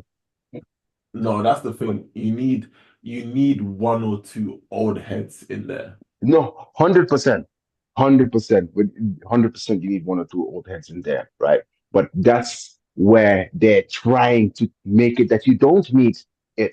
Because at the end of the day, yeah, I get it. Nah, You you do always need do, bro. experience in a team. Yeah. You do need experience in a team. You do. It's fixed. Look at, as I said, look at Bayern. Bayern with their shit, with their team, how they're performing. They came into the Champions League with us and played like they've been playing in the Champions League forever. You know what I mean? We They play have. beautiful football, but we just don't have the experience. Arteta has never played in a competition, so he doesn't know what to expect. You know what I mean? But it's all a learning process. We got to the quarterfinal. All I'm saying is, right now, with the way things are going, right? Yeah. If it's a big if, if God strikes down City somehow that they lose a game and we win the Premier League this season, what does that bring for us next season? Is there pressure to win it again? Is there pressure No, now it's to go ours. for Yeah. exactly? For me personally, I think that we will win the Premier League next season. Right? It's a scary thought because it's scary to think that we can perform like this again 3 years in a row. Right? Perform, Nah, let's go this year. outplay this. This Liverpool year did it for how many me, years and didn't win it? Or they won one. yeah. Exactly. And you see who they were playing against: Pep Guardiola's Manchester City. Right. We always forget who we're competing against. It's like, oh, just because Arsenal's on top, we're forgetting about these people. Acting like these guys don't have a super team as well. They don't have Kevin fucking De Bruyne in their team. You know what I mean? They called Haaland a cyborg, but he's the real cyborg, actually. It's actually Kevin De Bruyne, you know? And it's bro, on the day that Pep Guardiola leaves City, then yeah, man. that's when I can sit down and be like, and I'm not gonna lie, I'm one of those fans that at the start I was confident. I was like, this could be the year, especially when we beat City, but then we had to deal with Liverpool as well this time, right? And then I look at it as well. It's easy to say this, but if we do end up losing, like not winning, right, it's probably going to be by, if let's say City win all the games, we win all our games, right? What is it? It's going to be a 2 point difference, right, that we lost the league by. When you look at those 2 points, where could have those 2 points, that's how crazy the margins are, where it's one game where we should have batted one chance, or it's one decision that went against us. You know what I mean? It's a draw, like that draw to Fulham, the draw to Liverpool, the Liverpool. It's like The league has been like those that. are the Always been those the, situations. the margins. If we beat It's like if we it's beat down to Aston like one Villa, or two games. It's been like if that. we beat, Like it's when yeah, United and exactly. Arsenal are going at it too. Yeah. Yeah, you know what I mean? So those fine margins, bro, it's crazy that we're even able to compete with City on this level already, right? For 2 seasons in a row. You know what I mean? With a young team. Last year we had the youngest team in the Premier League. This year the second youngest team, bar Chelsea, because they all bought kids. You know what I mean? So I still think it's, technically we're still one of the young. It's still the youngest because we're youngest that has stuck together and played together. You know what I mean? And obviously we stuck together, grew a year older with each other. So it only makes sense. But it's that's how I see it, you know. And I don't know, man. At this point, yeah. At this point, I I wanted just to. sat. Yeah, go ahead. I was gonna say I wanted, Arsenal boys. This is kind of like pivoting a little bit, but I wanted to ask y'all this: do you guys want Bayern Leverkusen to go all year without Yeah, losing? man. Yeah, man. Let them go and do it, bro. Let them go and do it. They deserve it. Yeah, that doesn't hurt our legacy in any way because it's not in the same league. That is the whole, and it's a totally different time in football. It could be actually the biggest achievement in football is Bayern Leverkusen going and winning the treble and not losing a single game. That has to be the single, definitely, definitely. And with Javi Alonso coming in, taking them from the dirt and turning them into a super team. You know what I mean? That needs to be studied. It actually needs to be studied how he was able to do it. How did he do it? Because I don't know how he did it in terms of did he buy the players? How many players did he get himself? How many, what was the full change? We need a full Right. documented. Not just going invincible, but getting the trouble as well. Well, not Exactly. the real trouble, but the second trouble. Yeah, you know what I mean. Yeah. Exactly. Without the champions, the Europa, the Polska, the DFB Polska, and the Bundesliga. For that is a great achievement, and I think that's another reason why we look at that and be All like, these last okay, minute winners. I'm like, Bamba, God, these but you niggas. see, these people, that's mentality though. It goes down to the team being in unison, saying Yeah. that we can't lose, no matter what, just don't lose. They Because gotta now go people back are to trying to, winning though. You gotta go back to win. Like we gotta win the game, but at least don't lose. yeah, at least don't lose. And it's worked for them, and it just so happens as well that Bayern Munich is having a shitty season. You Yeah. know what I mean? If they have it, boy, Bayern don't care about the Bundesliga, bro. They've won it how many times, bro? You know what I mean? For them, it's Champions League. Let's solidify ourselves in Europe. You know what I mean? Let them have their little, next season is going to be very interesting in the Bundesliga. It's going to be a very tough, tough, tough, tough league next season. Right. So let's see how Bayern Leverkusen go on next season. They gotta keep I their do want, out too though. So yeah, don't exactly. lose key players. Like if you're gonna lose someone, let it be on your terms. Improve the squad. You know. Yeah, yeah, So, exactly. Because then fair to how say, do you look they're at gonna pick your up on that. squad? How do you even look at your squad and be like, how am I going to improve this? But I'm sure everybody knows how they can improve their squad. But then you look at the players, and especially if you go on to not lose a single game, more than 50 games plus without losing, how can you be like, damn, okay, I need this one here. I could do. Well, Yeah. you're just most coaches will probably just go on with the same team, right? Yeah. So it's gonna be very, very interesting. So no, it doesn't hurt. In my opinion, it doesn't. I think they should go on to win it. I want them to go on to do that because I think that Javi Alonso definitely deserves that for the achievement already in itself. And they're proving, they're showing to us week in week out that they deserve it, that they deserve to go unbeaten because they fully already gone unbeaten. You know what I mean? So let's see, and that's my opinion. I don't know about DK.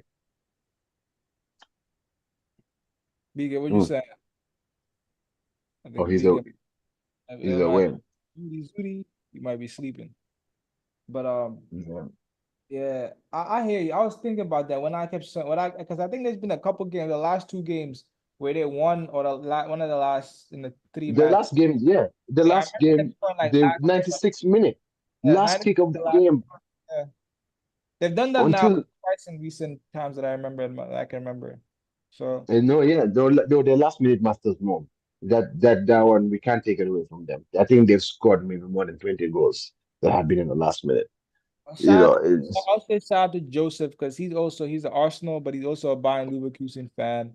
And okay. Yes, yes, yes, yes, yes, and yes, I know yes. I can imagine as a fan right now, man, like just It must be going through bliss right that now. emotion, like it's a good thing. And I guess I don't know, man. I don't hate on no Bayern Leverkusen. I don't hate on their fans. They're not really in my enemy or anything. Hmm.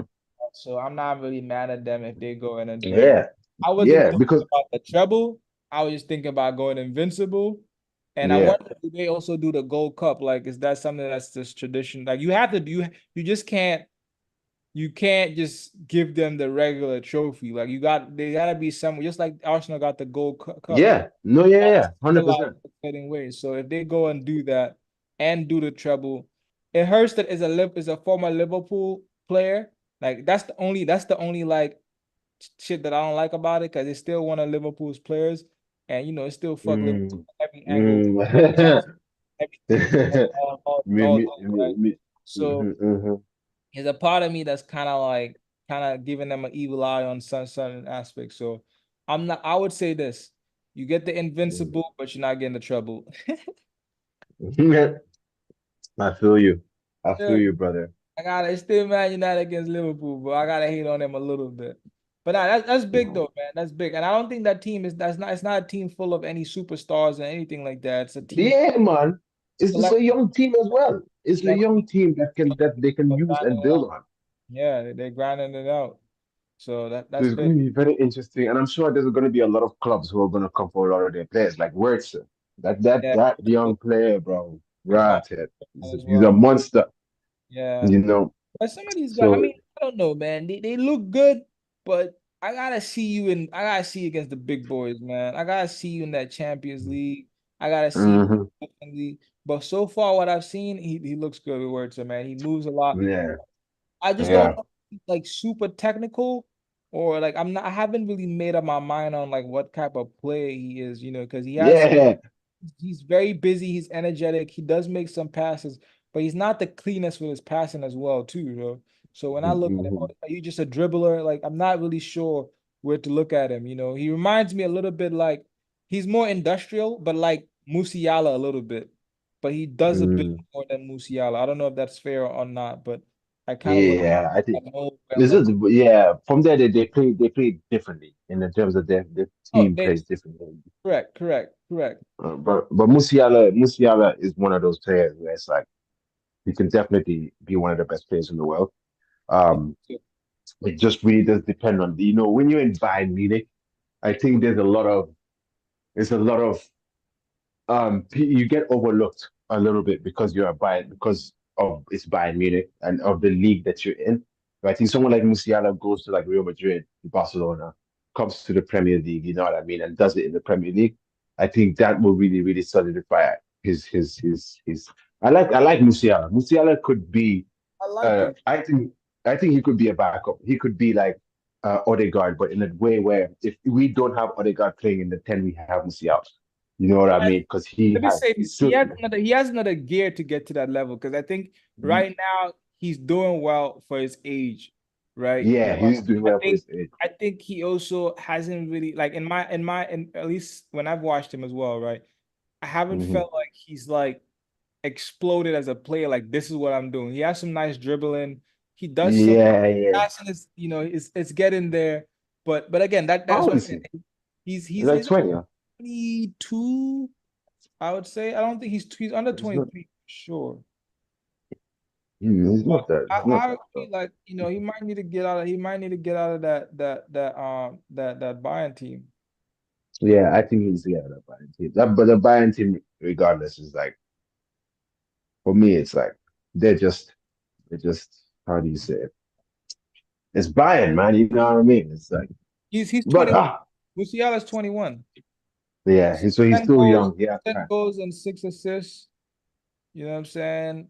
Last season, Mm. official last season he was 10 goals and no 12 goals and 10 assists. So, he kind of maintained those stats. That's not too bad. But for him to really like the trajectory we all think he is, he needs to have that another season where he just goes up another gear, where he turns it up. And I think if he does Yeah, that, then he can be that new school of like these are the best young players that's coming up. He's there right now, but he needs to continue on. So I'm not mad at that. agreed. A lot of players, a I lot of agree. players in that. Like Saka is one of those that's like, he's what he's doing right now. He's like, okay, I'm one of the leaders of that new school. Like I'm established. Hmm. I'm gonna be here.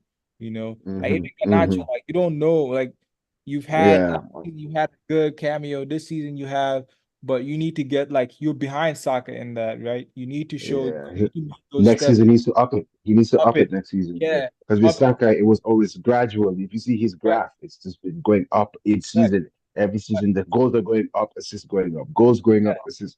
Now he has 19 goals. You know what I mean? He has 33 goals and assists this season, and the season ain't exactly, over. You know what exactly, I mean? exactly. So And so winning I think is he's important. interesting. Nigga, don't just be stackpiling these stats without getting the trophy. Exactly. That's that's Exactly. that's that's the real measure. You gotta lift that silverware. Unless, bro, you just doing this and then another point, bro. Anybody can score goals. Mhm. Anybody can assist. Exactly. And Look that's at Ollie Watkins. yeah, Look at Ollie Watkins. yeah. If it comes to goals, he's one of the best strikers in the Premier League right now. That chip You matters, know bro. what I mean? It You matters. If you know, don't get it, look at Kane. Yeah, look at Kane. look at Kane. All them The goals boy's don't about to respect you. break in Don't respect the records, brother. breaking records out here. Wants to break Lewandowski's record. 7 more goals, and he breaks Lewandowski's Bundesliga record. Offset 41 goals. But But we if he didn't win, talk the shit. So no no chip. one's gonna look at. Exactly. You know? Matters. Let's be proud of the player of the week, man. It might just be me and you because I don't think BK is alive. BK is not alive. Yeah. Oh, I'm here, but I'm Big. not. I'm here, but I'm not alive. Yeah. I'm here, but I'm not alive. Yeah, I'm here. I'm here. Player of the week. I'm gonna go first. I'm gonna do fraud, bro. Fraud of the week. I'm giving it to Casemiro, man. Like, I understand Casemiro is a midfielder, and for a midfielder, that back pass, normally if you look at spaces, he would be a little further, so that header wouldn't be as bad, that back pass he gave to Onana. But he, in that game, I feel like he gave a lot of hospital passes, just throwing the ball in the midfield and giving it in very, very bad areas, bro. So he needs to figure out what the fuck he's doing. And also, when he gave away that goal, he then stopped attack, he almost scored. I'm like, bro, like, what are you doing, bro? Like, where was this? But then again, he's playing defense, so he can't really be pushing up like that. So, but still, he made a lot of bad mistakes in that game. Like, he's the reason. Yes, Onana should have never punched that. I mean, bro, a goalkeeper, you gotta be careful. He did that against Wolves. Yeah. Flying around trying to hit people in the face. But I'm gonna still blame Casemiro, bro, because you're a senior team player, you're a senior member of that squad, and I don't care that you're playing out of position, but that's very stupid. And for that, I'm giving him fraud of the week. Yeah. Agreed. Damn. Yeah, man. It's not easy like that. No, you can go. Give your fraud. I'll give mine. Fraud. You know what? Yeah. This weekend, from what I saw, to be honest, I didn't really watch that much football this weekend. I did. Yeah, I didn't really. I was so busy, but from what I saw, I'm gonna give Liverpool the player of the week because I watched their game. I watched a little bit of their game, and from what the expectation was, right? I also put a bet on Liverpool to win. How could I? I also Man United and United. They were both in the God. I'm telling you, brother. I'm telling you so. But I'm gonna give it to Liverpool because I think they've just been crumbling. You know what I mean? Just been the whole fiasco on the touchline with Salah and Klopp, and that is just not needed. You're showing everyone that you bottled it completely. You're like head loss. It's complete head loss, right? But yeah, I'm just gonna give it to Liverpool. I think they should have. They could have kept it interesting. You know, now it's ended up being a 2-horse race. And here we are. But yeah, I'm gonna give it to Liverpool, man. For the week. Pressure. My fraud of the week is Villa. Yeah, I'm with that. I second that. How the hell you let Chelsea get a draw and even nearly nick it? Come on, man. I'm telling you. When Martinez didn't come out, I was like, oh, it's done. See, when it's against Arsenal, they want to turn the fuck up. But when it's against this useless team, bro. Yeah. Nonsense. I'll say Villa, man. You could have done. Listen, you can even say Emery, but I'm just gonna say Aston Villa because they could have handled that game better than it ended. So, you know, yeah, that's true.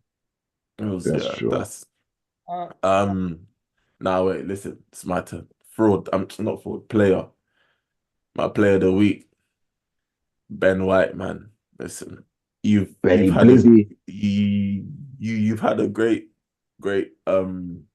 closing of the season. But I'll say not entire season, but for the majority of the season, you've been good. But this past week and this game too, personally, listen, my opinion, I thought either you or Kai. I think Havertz did win man of the match for this game, but I was looking more at Ben White. I thought he's been amazing. Actually, no. I think he won man of the match. Gabriel.